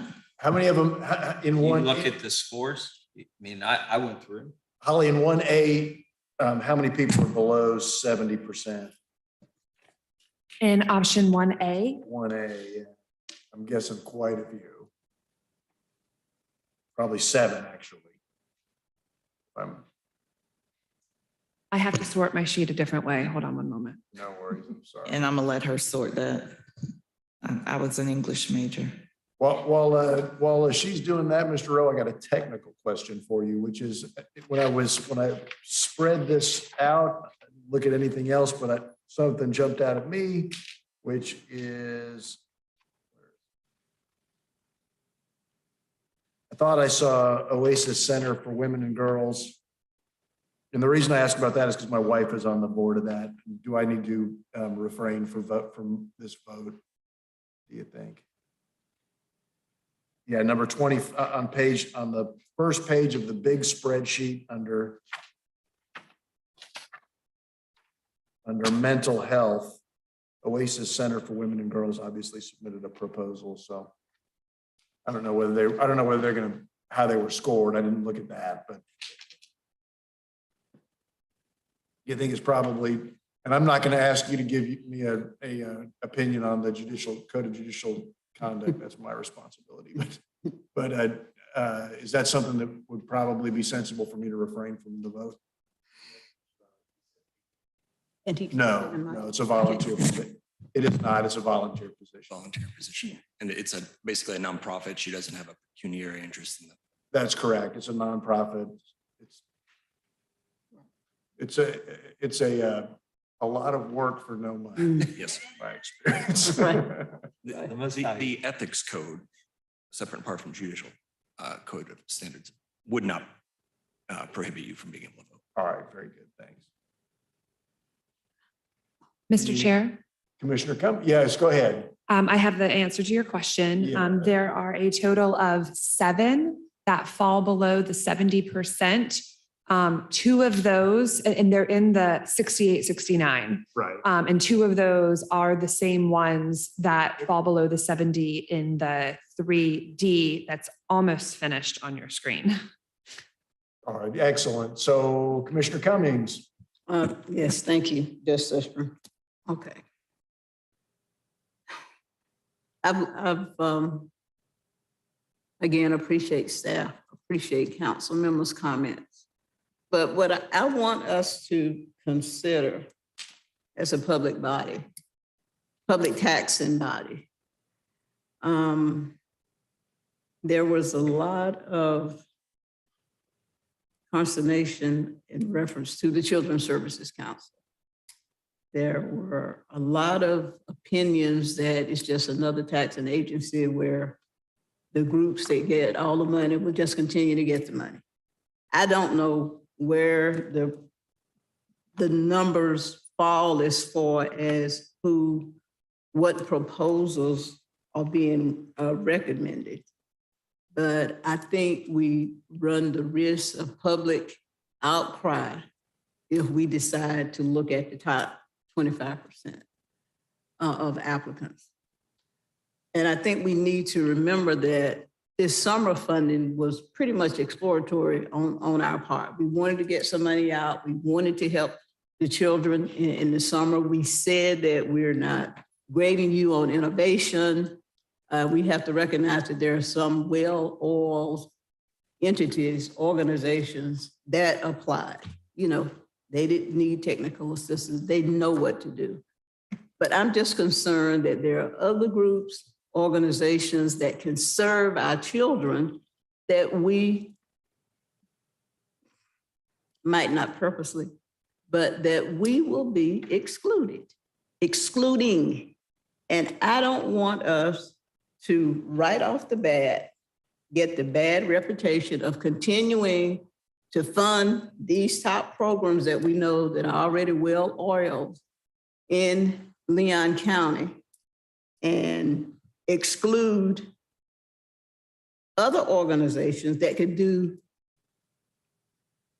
a good job, just as good job, or better if they had the opportunity.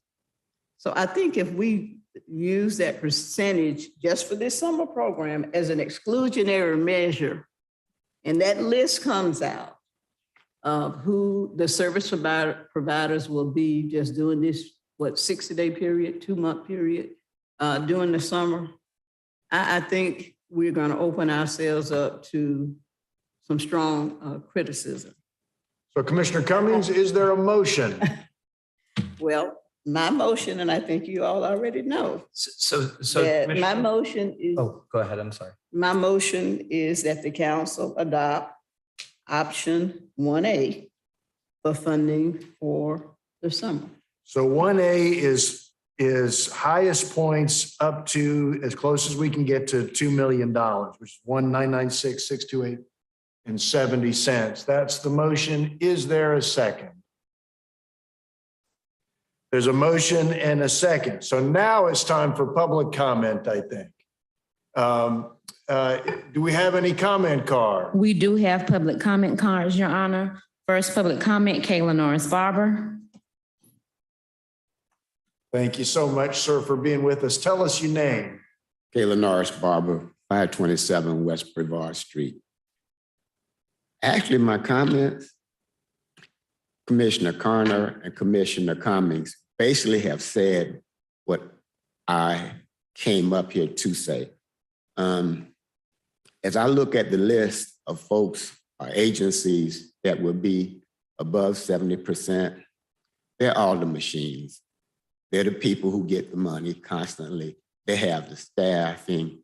They have the funding to go out and hire Holly to help them prepare their application. And people who have smaller type of organizations, they're too busy providing services to not, and they don't have a staff who can sit down and just fill out the application or do grant writing or grant seeking. So, and I think Commissioner Cummings is exactly right. When that list comes out, you're gonna have me writing letters, you're gonna have other folks saying the same thing, that, hey, these are the people and you are just doing business as usual. And the council is doing exactly what people feared they would do. So let's try to avoid that. I think 3D is a great compromise, and I strongly encourage you to pass 3D. So do you know what the motion is? The motion, I thought the motion was one, what was motion? The motion was Commissioner Cummings' motion for 1A, Yeah, which would fund 7 more programs than 3D. okay, does that get down to those folks who are right on the edge of like Yes. 69, Right. 68 or 69. Because there's quite a few of those in that category that I think should get funded. All right, just wanted to make sure, it's a confusing discussion to me, so I want to make certain that the public's understand that where we're at today, right at this moment. Thank you so much. Any other public comment? We do. We have public comment from Billy August. Mr. Uggins, you're recognized, sir. Thank you so much for being with us. Good morning. Thank you for having me. I'm new to all of this, and so I am one of those mom and pops. And I do agree with Commissioner Cummings. What you do is you have these smaller organizations that are kind of right there on the cusp. I'm one of those that, in a sense, I'm working, and my wife is, we got off our board, our nonprofit, doing a whole lot of work for nothing, for no money, rather. And so while I'm working, she's doing the administrative stuff. And then when I get home, we're trying to work on it together. while trying to have 2 children, work with 2 children, school-age children, and not fall asleep while trying to write this grant and then trying to run our program, right? So we are in the 303, right there on 0304 area code. Sure. And kind of knowing the stats, learning how to apply for the grants. We've actually been around for 5 years, but getting to the point of let's do this, let's impact lives, which we've done. We have testimonies on our website, all types of stuff. All right. I'm now trying to plug our Reach One Youth organization.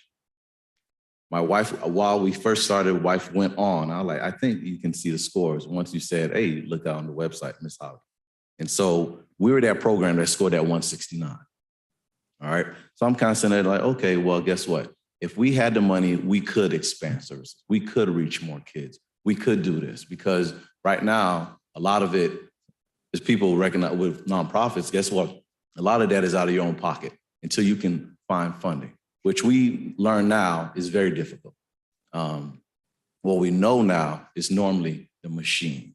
You know, honestly, when I first saw that list and you're recognizing who was on the committee, I looked and I text my wife. I said, man, I'm not discouraged, but the machines may get this money. And so, and I agree with him, you know, it's just a balancing act. I know you're trying to spend the money, trying to spend it wisely, you're trying to give it to top tier companies, but, you know, obviously in my opinion, I'm gonna say I have a quality program. You know, I'm gonna say that. Right now we have about 75 youth registered for our summer camp. And tell us what you do. Oh, we're a nonprofit, really sports mentorship program. We use the sports to draw the kids, and then we offer life skills and the other things. And like I said, our testimonies of kids of coach, hey, if you didn't do this for me, I wouldn't be a lawyer. If you didn't do this for me, I wouldn't have my business. So we are that smaller nonprofit that, because we don't have the staff, we don't have the money to hire staff, we are that person. And then we kind of went under the physical health portion of it. And I kind of see the zero up there. I'm like, yep, we didn't qualify. And then, but part of that was we took advantage of the technical assistance and we went to the workshop. So it's one of those things like, okay, guess what? Just work harder to try and get there. But at the same time, for us, you know, if we were considered, we would help more children. You know, we literally are just last night looking at our registrants. We're competing in a sense with the city and how they offer certain things, but we feel like we're a better program. Okay, here's my competitive side. I feel like we're better than the city. Well, who's throwing himself up? So, but my wife is probably texting me saying, you just made a lot of people mad. And so, but at the same time, really at the bottom line, it's the youth, okay? It's the youth. I want to help youth. I was that at-risk youth that somebody took under their wing when it was no funding for no program. I was skipping class to go smoke a blunt in 6th grade in Orlando. And a mentor found me and he put me on the right path. So scholarship to FSU, got here. Now I really want to go to school, graduated from FSU. So what we're endeavoring to do is what we need help with to reach others. Sure. Okay. Can I ask him a question? Thank you so much for being with us today and sharing your perspective. Is there a question? Am I Dr. allowed White? to ask him a question? Sure. Okay. I apologize. It didn't capture your name. Billy August. Mr. August, thank Yes, you ma'am. so much for being here. I have a question for you. So the scores that were a part of this evaluation were based solely on the completion of the application. And as Mr. Hanna mentioned earlier, we didn't do any research really into these organizations. Now because my first question to you was, well, did you come to the TA? And you said that you did. So as a small organization, how else could you have been supported to put together a competitive application? Because to me, that's where the falling short fell off the cliff, you know? But clearly you're doing a valuable service to the community, it wasn't evident in your application. So what other support is needed to help you be able to better tell your story so that your application process is stronger, so that your score will be higher, because that's what we're looking at, the scores. We weren't evaluating what you all do Monday through Friday, you know? So how could we better help you with that? Because I think that's where I'm seeing the falling short, and not the fact that you are a small business, because I don't think that was what was being considered. Does that make sense? Yes. Okay. When we're filling out the application, well, I like to tell stories. So basically, part of the draw, we have a third grade team, went to a tournament, and we knew because of our busy schedule, we have to rush back and complete the schedule, complete the application. What we did, we looked at the templates that they provided for us, which was excellent, you know, and we completed that as best as we could. You know, I guess like SAT scores, you get points for just filling out your name. When it came down to, Holly just made me laugh. When it came down to the budget part of it. Okay, if you're like saying, he made the comment, if you can hire somebody like a Holly to come fill out your budget, it's cool. Yeah, we know our budget. We did something with an exercise with a fiscal sponsor earlier in this summer.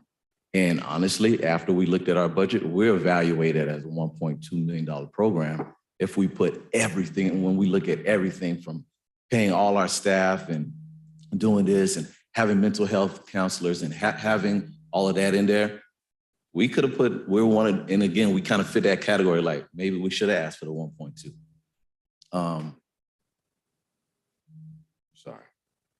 So we could ask for that, but at the same time, we kind of drew back. We're like, well, we're new. They may not give us all of that money. But to really answer your question, it was a great template. We answered it the best that we possibly could. Maybe more questions to, I think what was actually difficult was picking the category. Yeah, that was difficult. It's like, okay, where do we fit in that? You know, we're like, okay, we can do school readiness, but no, we're more sports mentorship. Okay, we can, because in our part of our program is you come in, you're going to do your sport. We're going to offer the basketball, flag football, and soccer. But after that, we've partnered with the summer feeding program. So now guess what? You get breakfast and lunch while you come here. And then in the afternoon, after lunch, we're going to do the life skills session. We're going to talk about budgeting. We're going to talk about nutrition. We're going to talk about school. We're going to talk about math. We're going to give you that stuff. We're going to ask you to bring your packet that you got from school. So you can, your summer little packet. So we're going to talk about that stuff, and then free play and do family engagement. So I guess having questions that actually gave us an opportunity, hey, this is what makes you different versus where do you fit? Okay, summer readiness, give us your milestones. Oh, we don't fit that. School age support, but that's not really us. Physical health, let's do it because that's where we are. Everything else, we're not the housing stability. Youth development, yeah, we can do that. But when you look at the descriptions, we're like, that's not quite us. We don't do that. We don't have the staff to do that. So maybe a blank box of, hey, how do you, is there anything else you can say that may not fit the categories in this short of time? So would it more support for smaller organizations to better understand the process and to complete that application to make it more competitive would have been of value to you, is what I'm hearing. Yes, ma'am. Okay. And then also, I guess, the other thing of, there's not we talked about restricted funds and unrestricted funds because this is a very open fund. And I've served on scholarship committees and I know how difficult it is to give out that money when I worked at the financial aid office at FSU. With that though, it's like, this was an opportunity for a small business like, oh man, open funds, it's not restrictive. We might get some money that can give us a leg up. And then hearing all of this, again, it's the same public scrutiny. Well, y'all just gonna do what y'all gonna do. Y'all really don't. It's like y'all really don't want to give the money to one of the poorest zip codes in that, you really don't want to give them. And that's the opinion that's kind of sitting there. I'm like, well, babe, that's what we're going to do. We will have to strap up our bootstraps and work a little harder because they're not going to give the money to the small business. But do you clearly understand that that's not the case? though? Yeah, I understand that, but I know the system that we're, in a sense, you're fighting because you have to have measurables, you have to have standards. You only want the top tier, and I'll just be honest. It's one of those things like small businesses can't really compete with Walmart. They've cornered it. It's like, okay, you can't do that. I understand having a quality program, but again, going back to maybe, hey, here's a second chance. I would like for you guys to leave the money on the table. Maybe there's another chance because we have another meeting, I guess, to find out, to follow up like, hey, look, this is what happened if you didn't get the money. So maybe it's like, here, second chance. If you didn't get the money, you scored below 200 or whatever the average was. Here, beef up your application. Maybe we can consider you for the remaining 600,000. If not, best of luck finding money. Thank you. Thank you so much, Mr. August. Oh, wait, not so fast. Mr. Mitchell wants to talk to you. I'm sorry. I have what is the name of your program, Mr. August? It is Reach One Youth Organization. Reach One. Okay. Yes, ma'am. Sir. The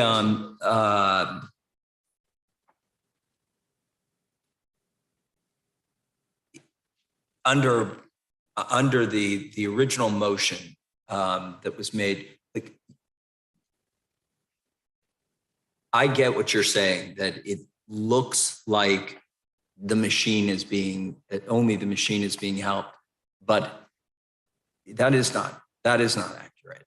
The proposals that are included in either Commissioner Cummings' motion or the 2D motion isn't just the top, and it's in the 2D one, it's 3 of 5 categories. So you can fall short in 2 of the 5 categories. You don't have to be at the 25%,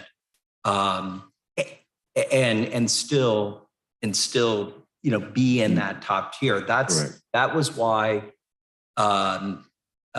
Ms. Green's recommendation and Dr. Glenn's recommendation was, let's not just go with the top score, because that would be the machine. This is 3 of the top 5. You just have to score a 75% or better. So you can fall short in 2 of the categories that maybe you're not, a machine like. So I want to make sure you understand that when my vote is not about you have to be the top tier and you have to be the machine. To the contrary, I'm hoping that organizations like yours will learn from this short process. This is just short for the summer. Your program runs all year long, right? Pretty much, yeah. This is our first year doing the summer. Right. We've offered free clinics because we know the population we serve can't afford it. Right. And so normally what our partners with the Alarm Ministries, what we've done is we partner with them and we pretty much have to charge membership fees and then raise money. And we received the $10,000 Tallahassee grant earlier in the year for that. So with that helped us catapult some things like, let's buy some equipment, let's do this, so we can actually start the program. But I do understand that you're not like that. And so, and Mr. August, more than anything, it's there has to be a line, yes. And again, regardless of where the council falls on that line, none of the proposals, I hope that you take advantage of this and you and your bride take advantage of this. And we have Holly who can work with you. I know that Holly is not paid to submit any proposals. I want to make sure that's on the record. But that's the whole idea is to help folks and programs like yours. I'm disappointed that the physical health has 0 entries, especially during the summertime. So, your program sounds like a great one. but there is a line, and anyhow, I appreciate. And I appreciate the conversation. I said, she texted me like, nobody cares about physical health. And I replied back, it's all about whatever is going on. I'm old enough to where, it was say no to drugs, when I was growing up. Then it was homelessness. Then it was Greenpeace. Then it was Save the Whales. And, then it was obesity. But guess what? What it is now, it's mental health. And so I told her, well, guess what? Our focus, we have a partner in mental health. We could have probably expounded on that and put that on there, but and fluff the application to try and get money. But we said, let's stay true to ourselves and not, because obviously people do that. You're going to wind up paying that money back when it's time for that report at the end. So, we appreciate you. We appreciate you so much, Mr. August. We violated, I think, every single one of our public comment rules. Thank you. And it was, and with you, it was you totally said I worth did? it. Oh, No, I did. oh, my fault. I did. Don't worry, we'll have a new chair soon. But I appreciate you so much for being here, Mr. You also August. violated. thank y'all all so the much. rules. Thank you so much. Anybody else, any other comment cards? Ms. Clay? We've lost Ms. Clay. Did There anybody are- else have a comment card? Come on There- up. Oh, do we have one? Yes, sir. Tell me your name, sir.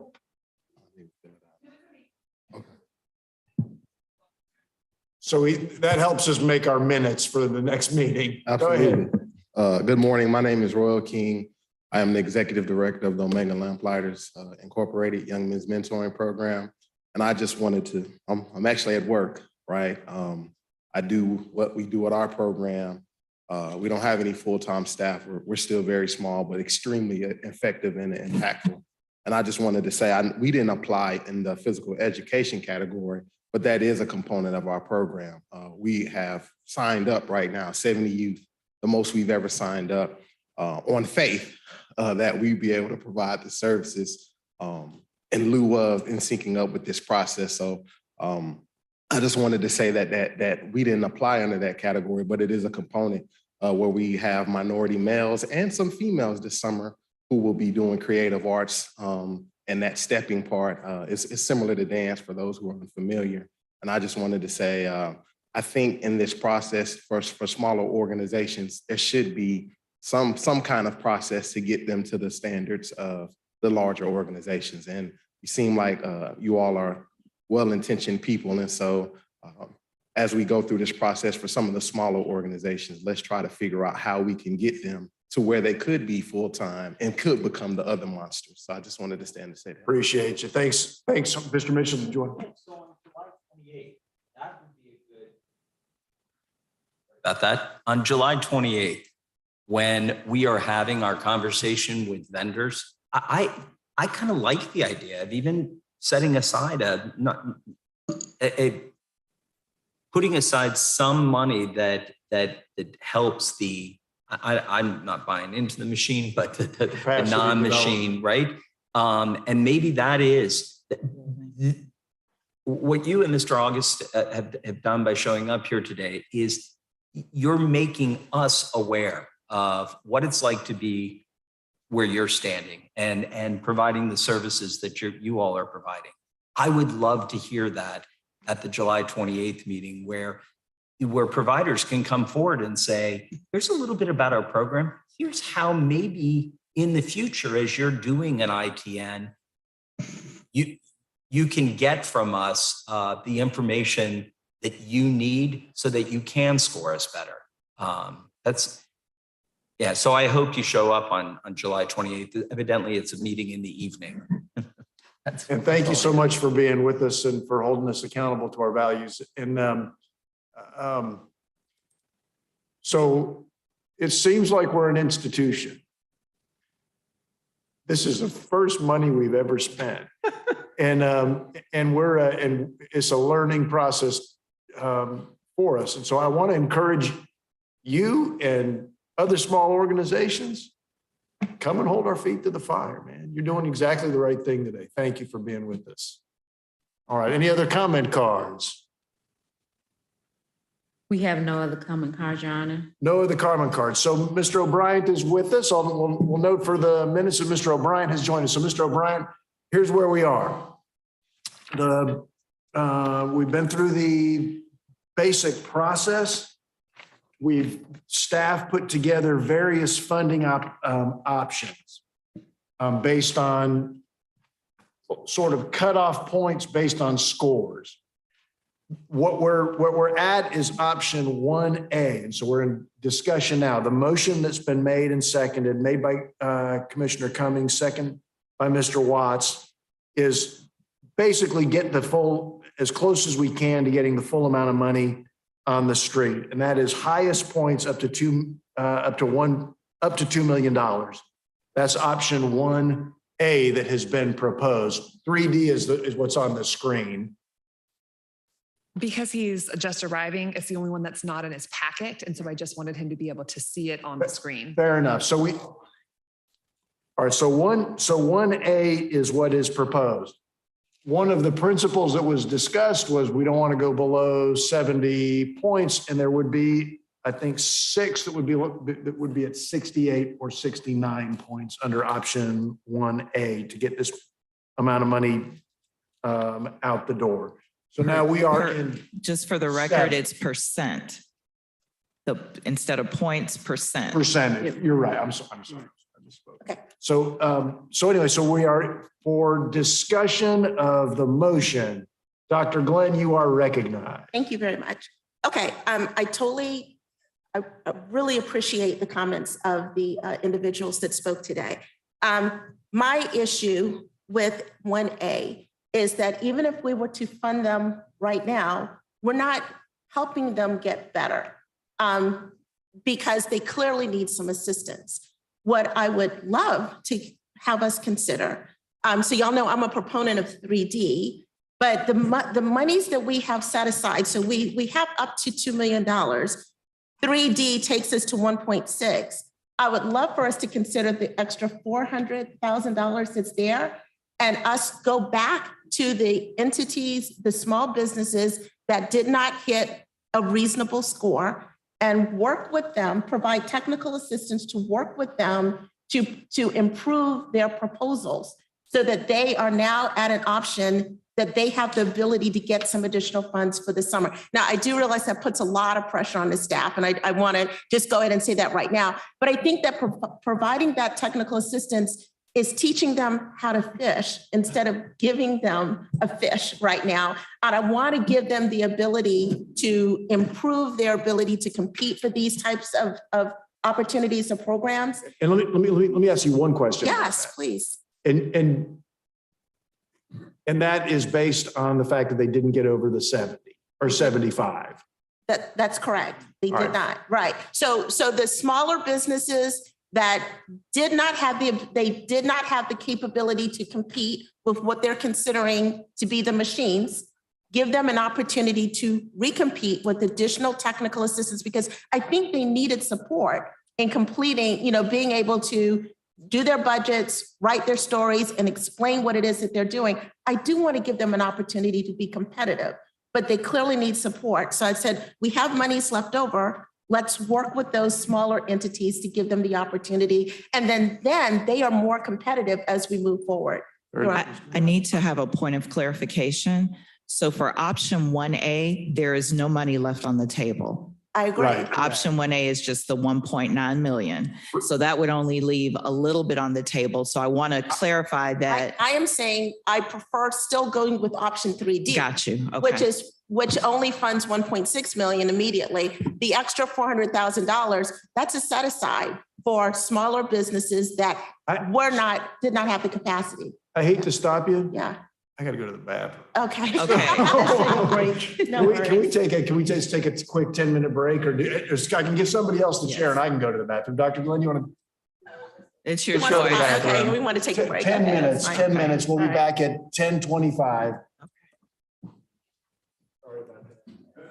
No talking in the restroom, by the way.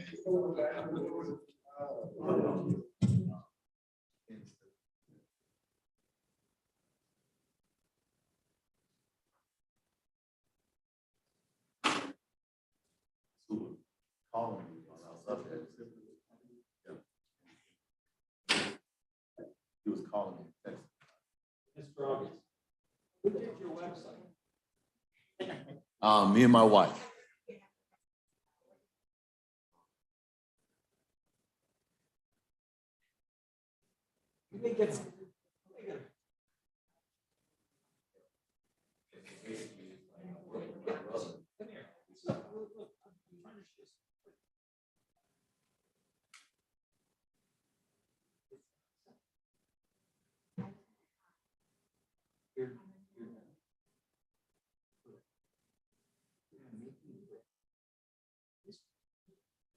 Oh, you're on.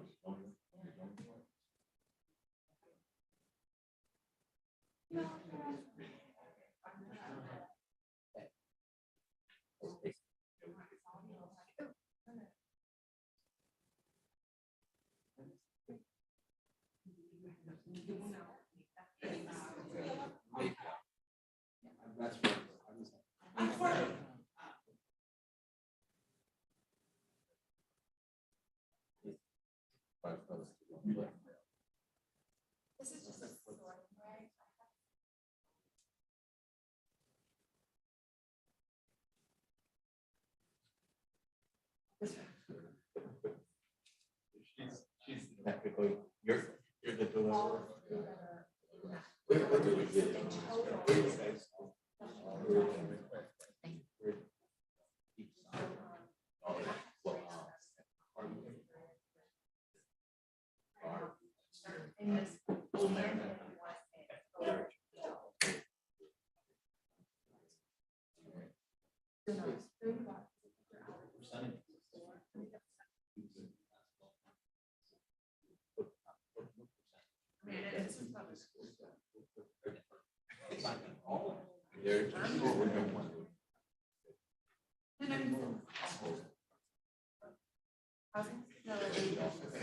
Right, you're not.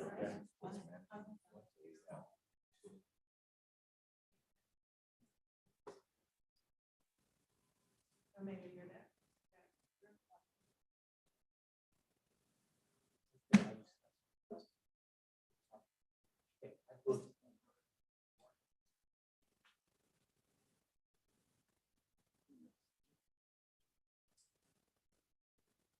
And not off.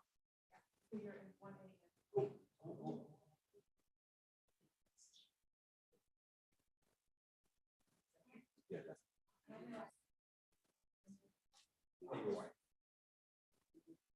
Sure.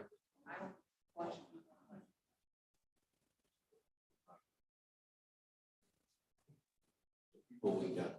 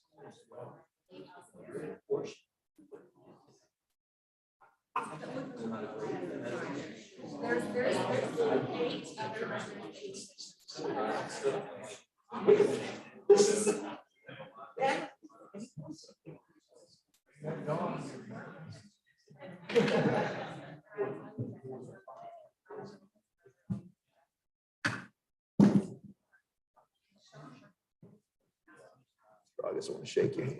Appreciate you being here.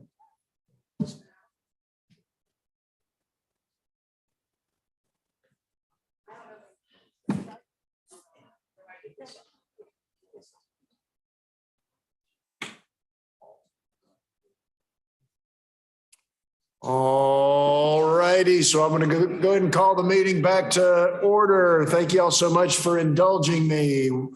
This meeting of the Children's Services Council of Leon County is called back to order. The matter that's before the council is the motion that we approve option 1A for summer funding. Mr. Hannah, you're recognized. Your Honor, I have a question for council. First a comment to Dr. Glenn.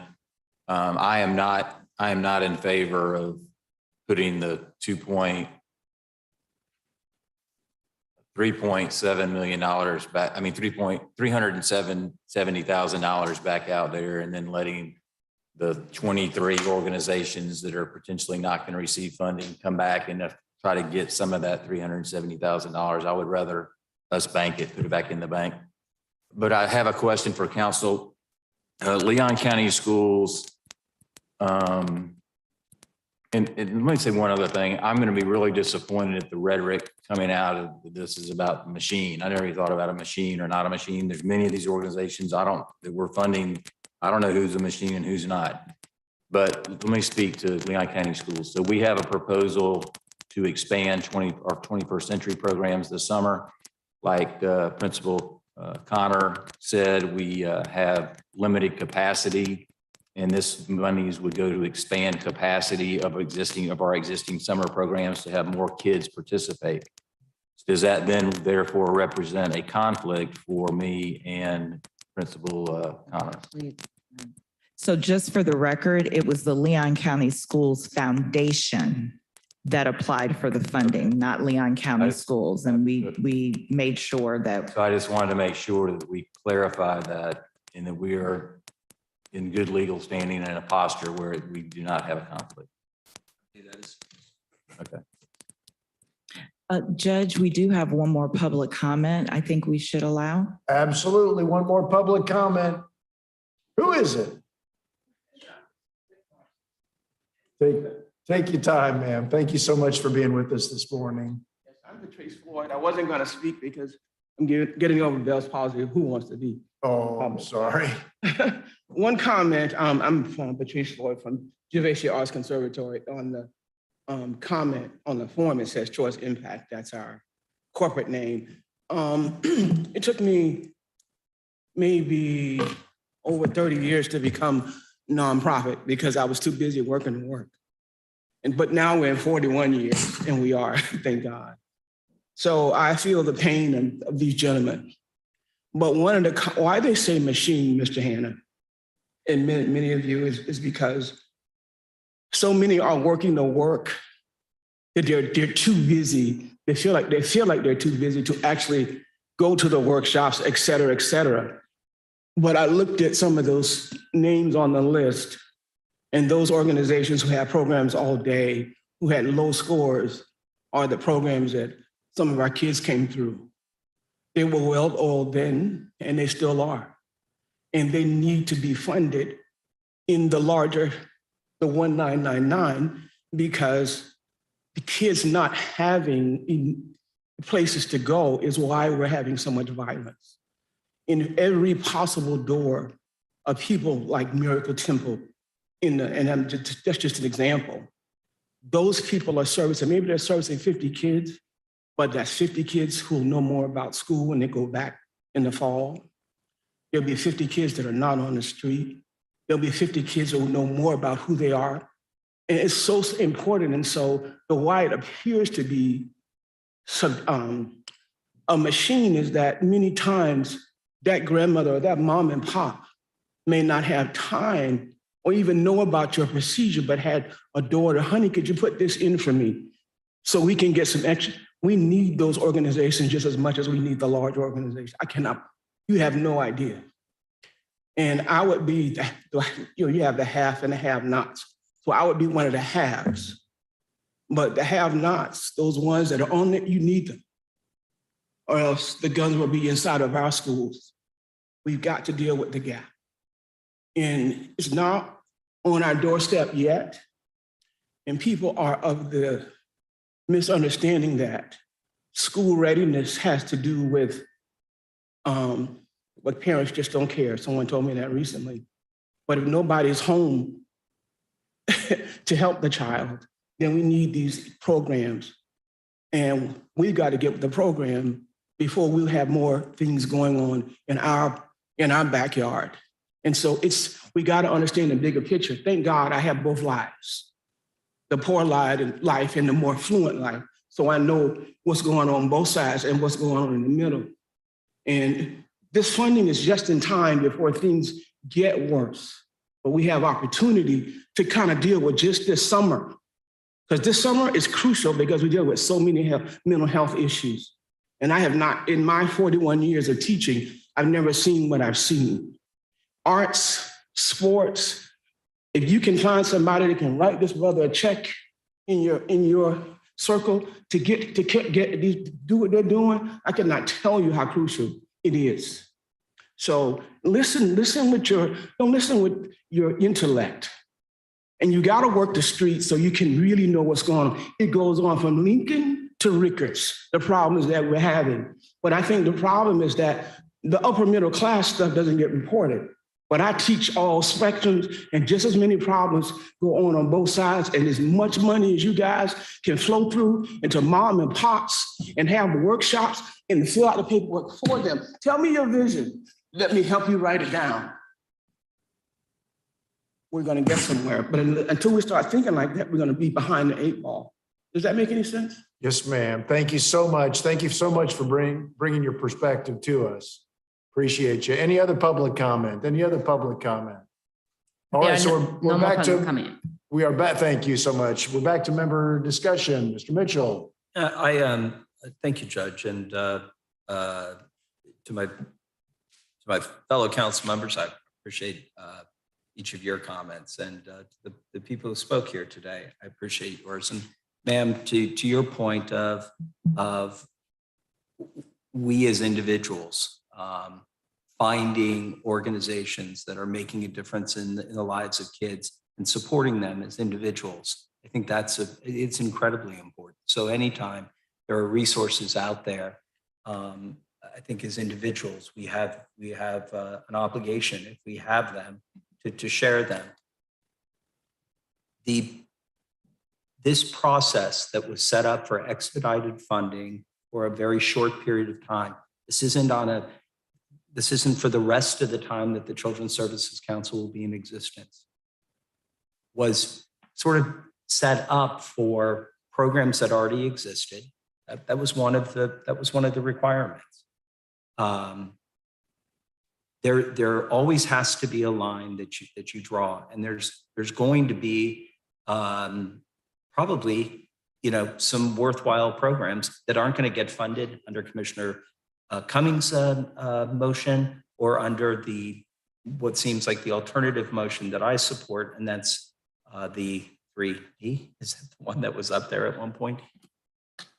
So there's going to be some programs that aren't funded. And I will say this, the difference between the two, about $300,000, that $300,000 is going to go into a program. It might be one of the ones that isn't getting funded this time, but will get funded for the fall because they take advantage of the technical assistance. And ma'am, to your point, maybe while we can't write it for them, maybe we can help them with some ideas of by the way, a public records request, you can ask for any of the proposals that have been presented so that you can see what was a successful one. This is one small period of time, one summer. This council was entrusted with taxpayers' dollars, not our individual dollars, that we can give to any organization that we just believe in, but taxpayer dollars.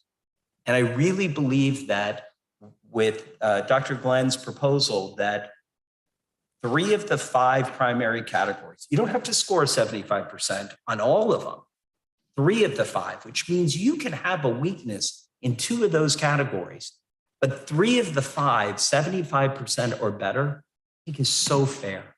I really think it's fair, and I think it's the responsible thing to do. And Thank you so much, Mr. Mitchell. Any other comments? Any other comments? Commissioner Cummings? Thank you, Justice. I appreciate those that have come and given their public comment about the process. I think in light of the comments, and I know it's not something we can do today, but I think we might need to consider some type bifurcation of our RFP or request for invitation to bid process. And we might look at it from the standpoint of the capacity of the service providers. You know, those of us that are familiar with the CHSBC process, we know that there are a lot of entities in this community, and I think some of the speakers spoke to them, categorized them as what?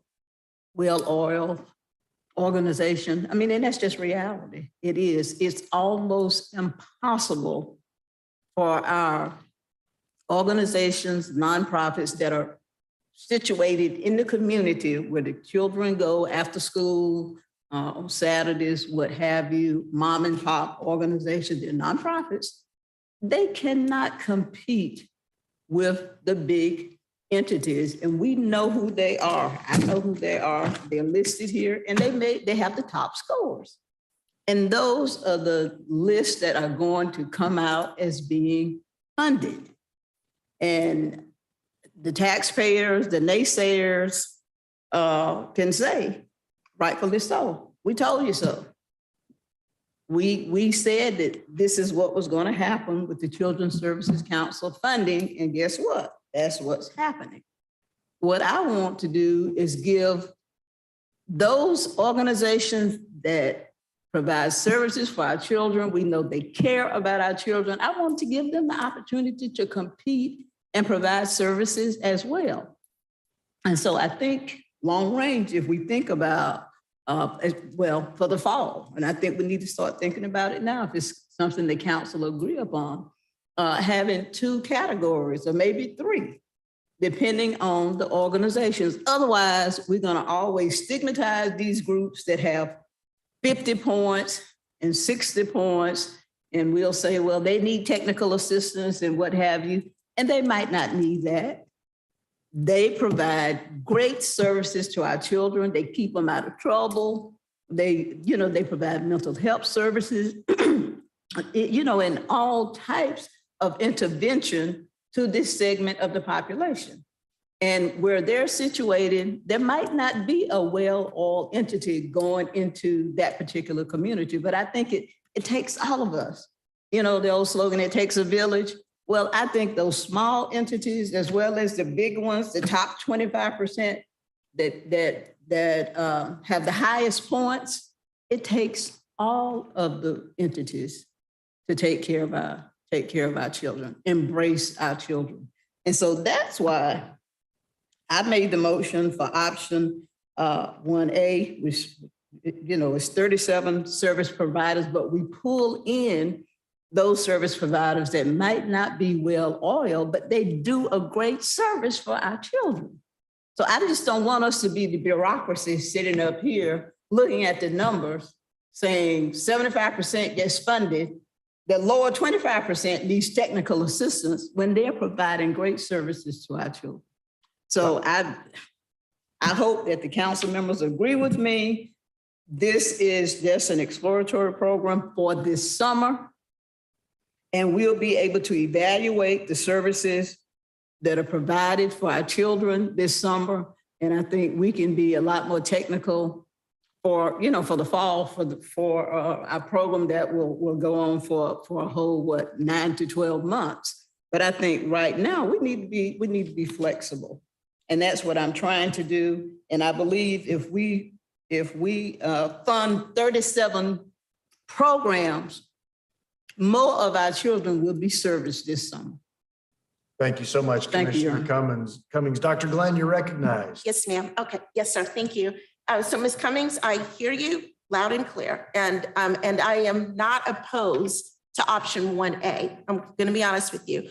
What my concern is that I think we as a council have a responsibility to help build the capacity of these smaller mom and pop organizations that aren't able to compete at the level that some of the well-oiled machines are able to compete. So I'm not opposed to supporting 1A. I mean, if I understand that's the motion that's on the table, I'm happy to vote for that. What I want to make sure that we do, though, is that for those small mom and pop organizations, because the summer's not the only program that they're going to want to compete for. They're going to want to come back to the table in the fall and every single year. And I think for us to just give them the money and walk away and say, you know, you're on your own come the fall or any of these other opportunities is a disservice to them. So at a minimum, if 1A is approved, and I'm not opposed, I mean, if we go to vote, I will definitely vote for it. But I do think that those that score below a certain level should receive some type of support. And we don't have to call it technical assistance. I don't care what we call it, but they need some type of support that's going to help them be more competitive in the future, because we aren't always going to, I mean, they're going to want to be able to apply for federal funds. They're going to want to be able to provide for other state programs, and they need the ability, no matter, you know, they were busy with their family. I get that. I mean, I have a large family too, but at some point you've got to be able to complete an application that makes you competitive.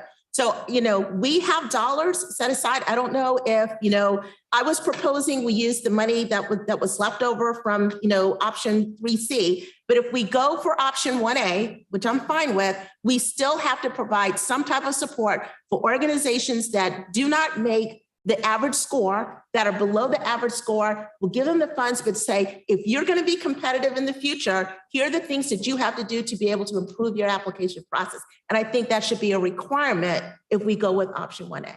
Thanks so much. Thanks so much, Dr. Glenn. Any other comments? Can I put just one Mr. thing in? O'Brien, you've already talked. I'm going to let Mark talk. Oh, I'm sorry. Mr. O'Brien, you're recognized. Clearly, this is not a perfect. You get to talk again, don't worry. There's no algorithm that we have that really directs us in an exact. A lot of judgment in this process, and that's part of it.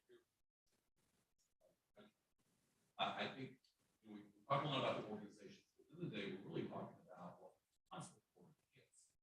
We need to come back to this. It's really about creating the best outcomes. Frankly, some larger organizations have well-oiled machines that produce good outcomes. We can't ignore that. At the same time, there's a lot of mom and pops out there that can provide high-quality services. Maybe what we do is recognize that we do set aside some dollars to help develop mom and pops that we can from it, pilot projects, to move forward to see how they do, but recognize that if they don't produce the outcomes, they can't continue. Our job is not fun, not for profits. Take care of the kids. And I am all for mom and pops. We need to recognize that there needs to be balance on all of this, on how we help them. Today, let's keep our focus on outcomes for kids. That's the danger of these types of organizations. Basically, lots of organizations. We don't have that. And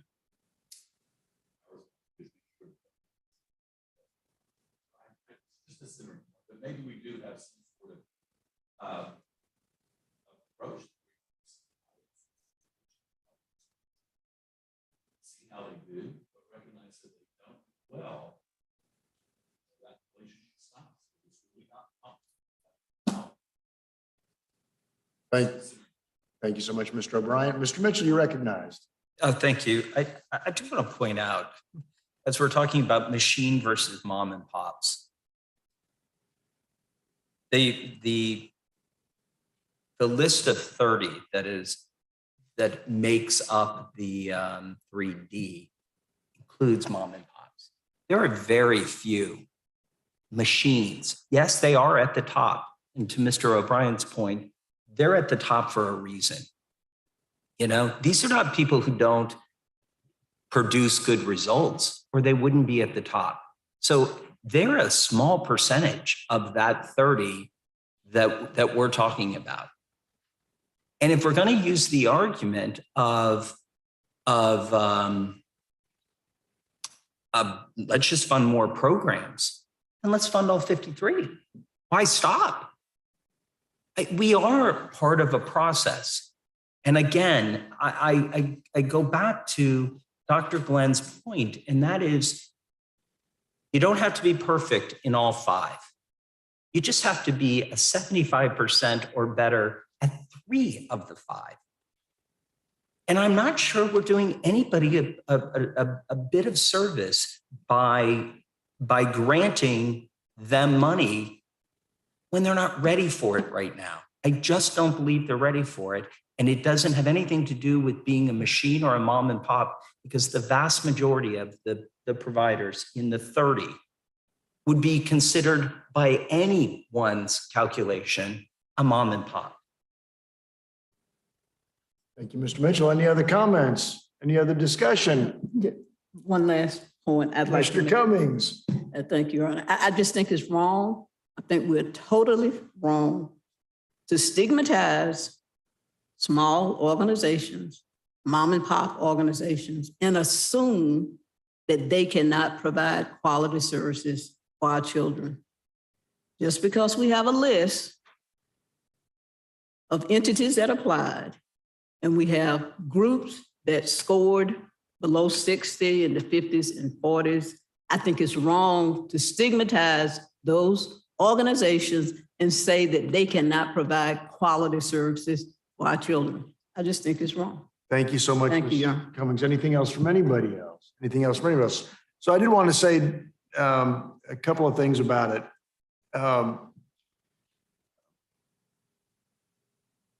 We've been saying for a long time that the Children's Services Council has a lot of money, but we've all acknowledged for a long time that it's a drop in the bucket, isn't it? No matter if we spend every last nickel, no matter if we ask for the entire limits of our of the taxes that we're permitted to impose, we've known from the very beginning that we were not going to be able to solve every problem in this community. My overwhelming impression from the members' comments is that both, you've got values and tension, but both values are right. In one way, and we're talking about some arbitrary things. We're talking about some arbitrary cutoffs. We set the first arbitrary cutoff at the 2 million. Because the bottom line is we don't have all of the money in the world. We have the money that we have. So that was the first arbitrary cutoff that we set. Thinking about what I've heard today about the request for applications process, we have 53 qualifying applications. We have 53 applications that the persons that we entrusted to do the evaluations determined were responsive and qualifying. Whether we pick 1A or we pick 3D, we're eliminating a significant number of those qualifying applications, 17, I think. Now, y'all are all high achievers. I don't know if y'all remember, I don't know if y'all ever had the experience of being lucky to get accepted into junior college. I did. And when I was fortunate enough to be in junior college and save my academic career from the abyss that it richly deserved at the end of high school, I learned about grading on the curve. And because I worry that 69, 68 is sort of an arbitrary cutoff too. I don't like the idea of, picking that failing grade. But I've been saved many a time by the curve. And I don't think too that giving somebody a small amount of money because honestly, looking at these, I kind of thought somebody was going to ask us for the whole $2 million, what I kind of expected to get back. And all of these applications are fairly modest amounts of money. It seems to me, if I'm understanding correctly. Because I mean, The it's lowest is $2,500. The highest is $967,000. yeah, so it's 37, it's $2 million divided by 37 programs. So I don't think there's tremendous danger that anybody's going to get $2,500 and say, I don't need to develop my program anymore. And I think it's a wonderful idea to,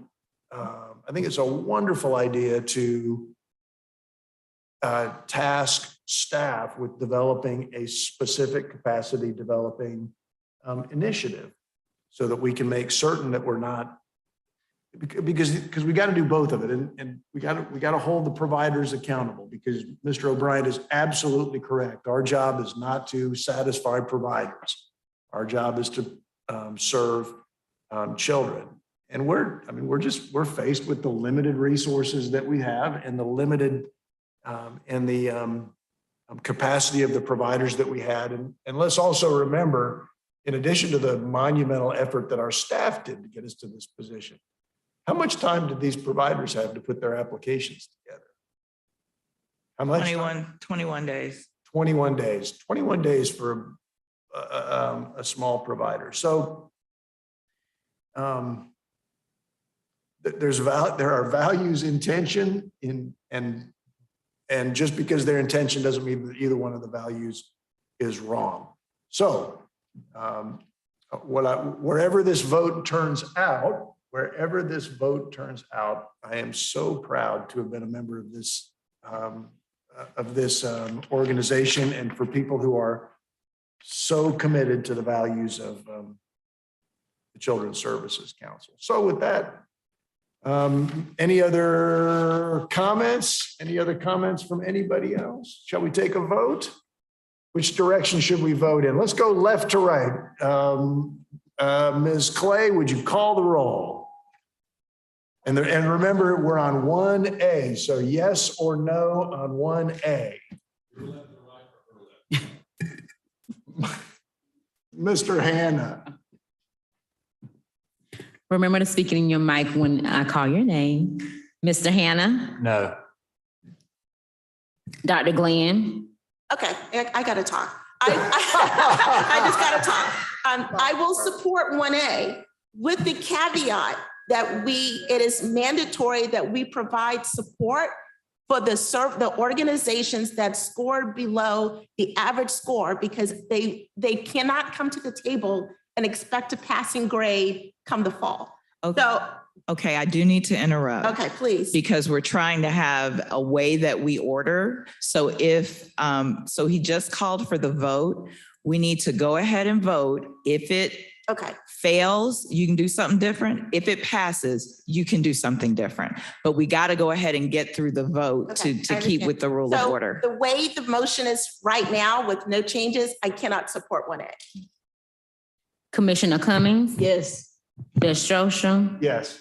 Mr. Mitchell, No. Ms. Connor, No.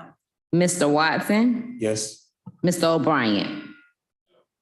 Turn on your mic. All right, so the motion fails. Do we have another motion? I'd like to make Go a ahead. motion that option 3D. Yeah.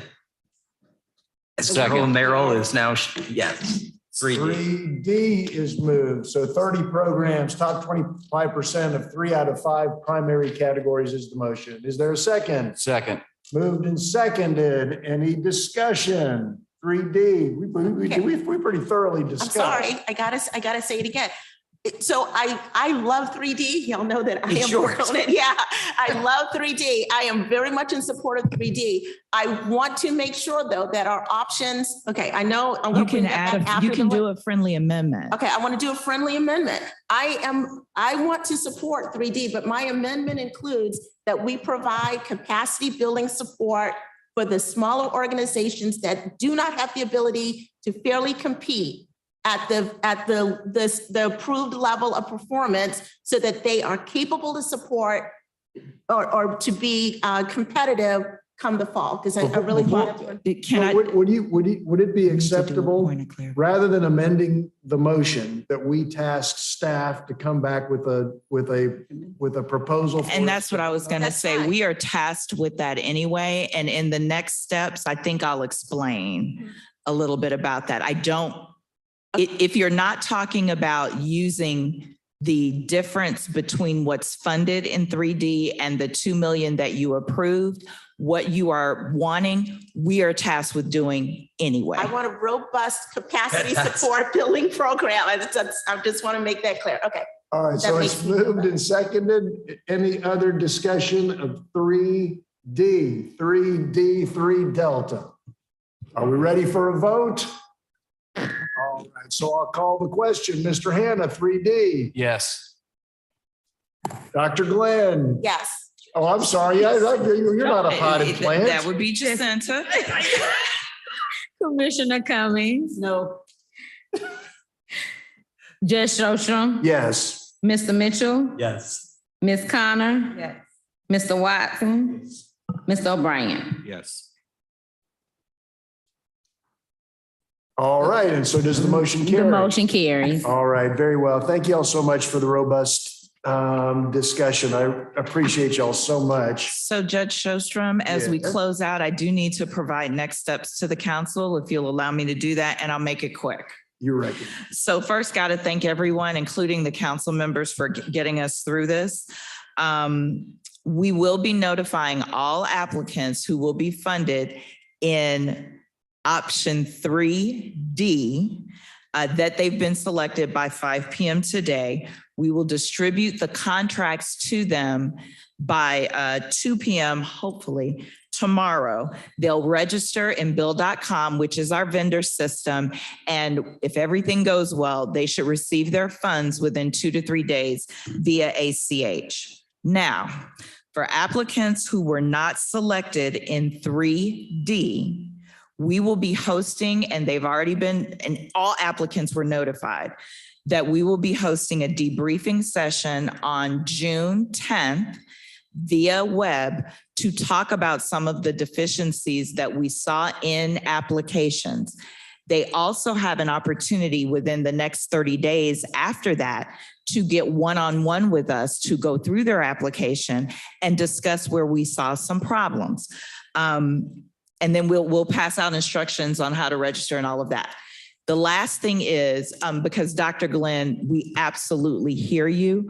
Part of what we have to do before the fall is capacity building. So some of the things that we will look at doing is looking at possibly coming to you with a proposal for scholarships to the Institute for Nonprofit Innovation and Excellence, as well as UPHS, because they are already charged with nonprofit capacity building, as well as looking at talking with some of our smaller providers about collaborating with our larger providers. If you remember, that is part of what we are supposed to do. So as you look at your RFP, all of our ITNs and whatever we decide to do for the fall, we may want to include and make it mandatory that there are some kind of pairing ups there. So we are not going to leave them out.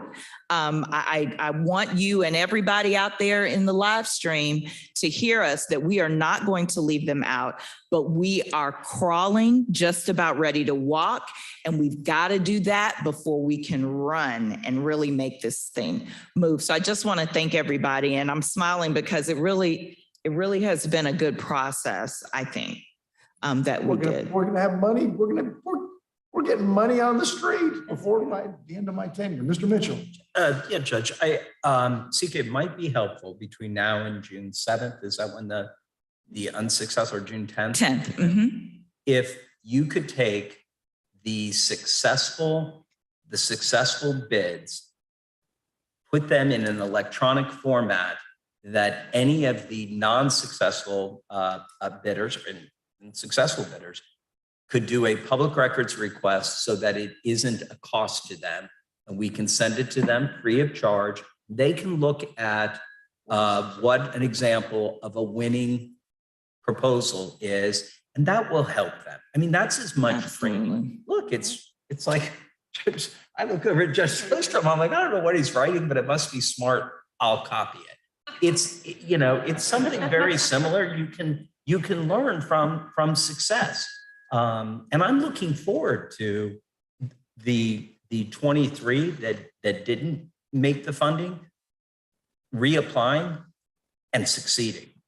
Absolutely. So just for public consumption, we are not going to post, as is not practice, to post the applications on our website.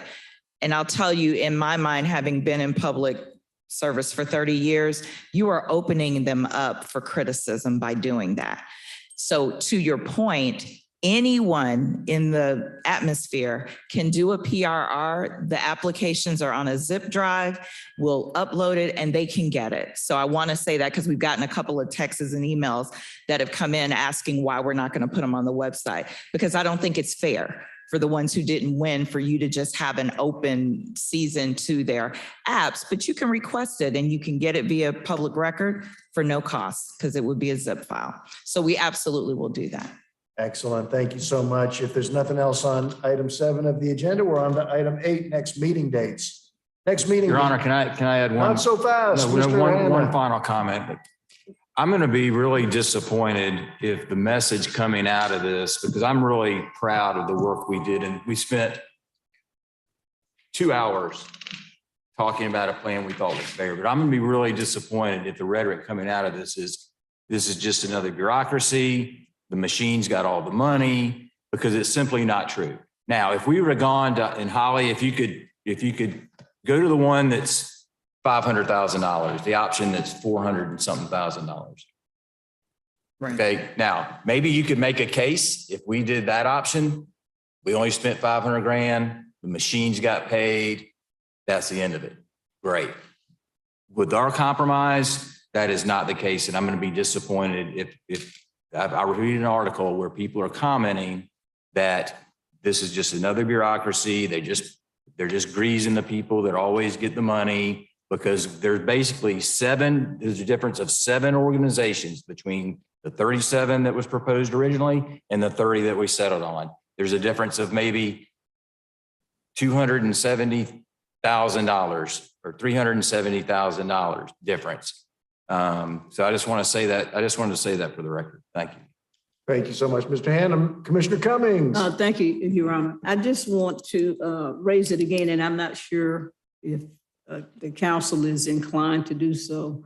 When I raise the suggestion that we bifurcate the process with 2 separate groups, Your Honor, and I'd just like to see if any members of the council has any comments or opinions about that. Well, so I mean, I think could it be that it's part of the staff, with the staff recommendations that they're going to bring back to us, that there's something specifically for? It could be, I think, but it has to be at the direction of the council. So if we can ask them to consider that and bring back a proposal about it. Absolutely. We were just sitting here thinking, and I think the way to bifurcate initially is on operating budgets, because that tells you what kind of resources organizations have. So we can bifurcate according to operating budgets. And if we see some natural breaks, I hate to say this, but we may even, is trifurcate a word? Yeah, 3. I thought about that. Trifurcate. We may even be able to trifurcate depending on the natural break. So absolutely, we'll bring that back. Excellent. The last thing I need to say, Judge, is that the proposals that will be funded in option 3D will be posted to our website as required by our procurement policy momentarily. And can you also please send that to us via email? Is that a request? Absolutely. Please, thank you very much. Commissioner Cummings. Yes, 3D, of course, and I appreciate Holly going through here in the middle of the meeting, but can we get a copy of that as well? You'll send it to us, email?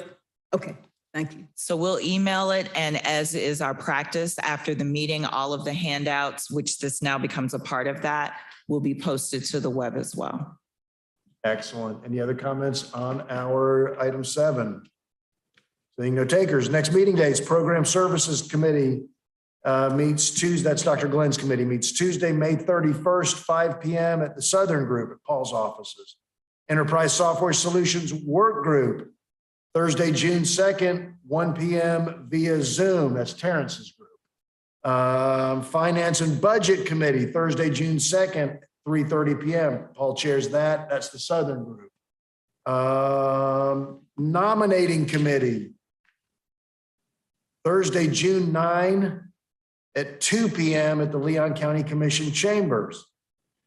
And then finally, the next full council meeting, Thursday, June 16 at 3 p.m. again at the Leon County Commission chambers. Those are the next meetings. And the workshop at 1 p.m. on that same day. On the 16th. Yes.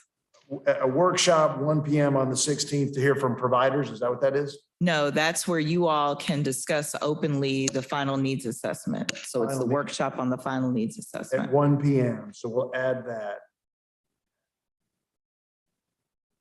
And then lastly, we'll have a finance and budget committee meeting to be determined that we'll figure out at the next meeting. Right. Mhm. All right.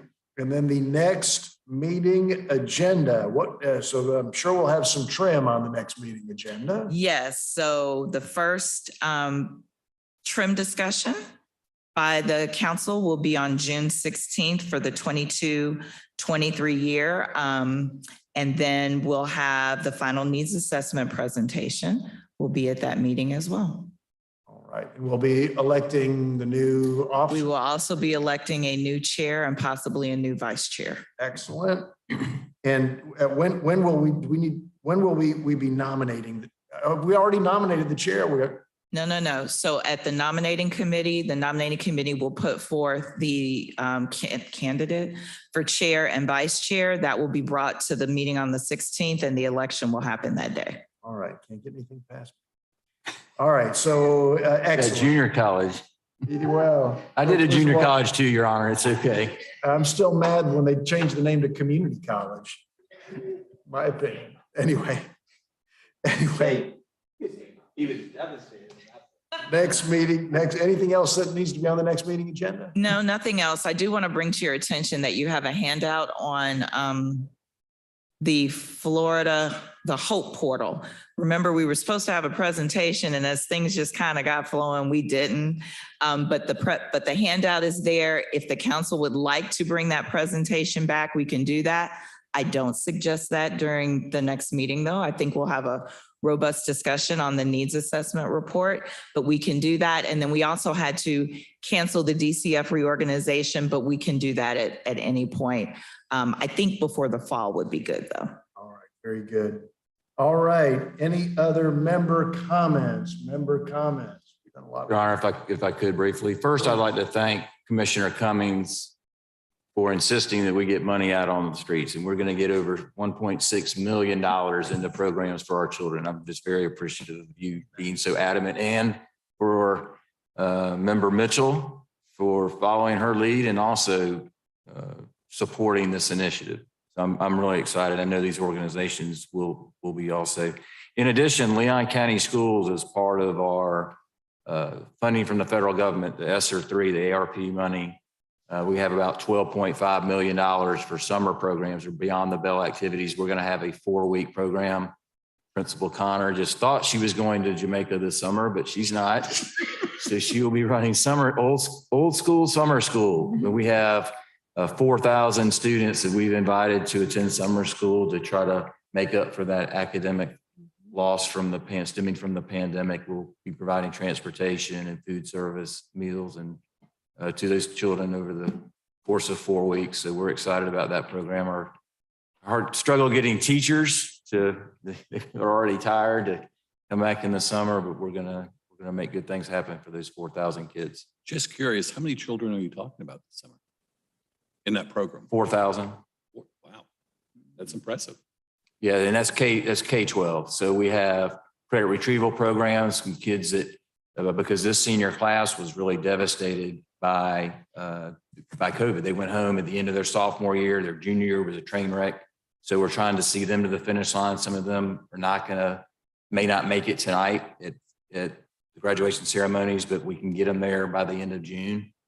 And then we have all the way down to, kindergarten. We had third grade reading scores come out yesterday. So it's working with those kids that experienced a lot of learning loss from not being physically in school during COVID. Excellent. Any other member comments? Any other member comments? Just Commissioner Cummings. very brief. Just from, I just want to also commend Superintendent Hannah for always looking out for the best interests of our children, even in the midst of COVID, and we know what unfolded. He put the interest, the health, safety, and welfare of our children, our teachers at the forefront. I just want to commend him for that, for a great school year. And of course, we all have heavy hearts about what has occurred out in Texas, but we know that under the leadership of Superintendent Hannah, we feel that our children are safe, and I know that they're going to take every step, every safeguard to make sure that that safety continues. So I just want to commend him. Thank you. Sure. Thank you so much for that, Commissioner Cummings. Anything else from anybody else? Thank you so much. It's a privilege to serve with you. We're adjourned.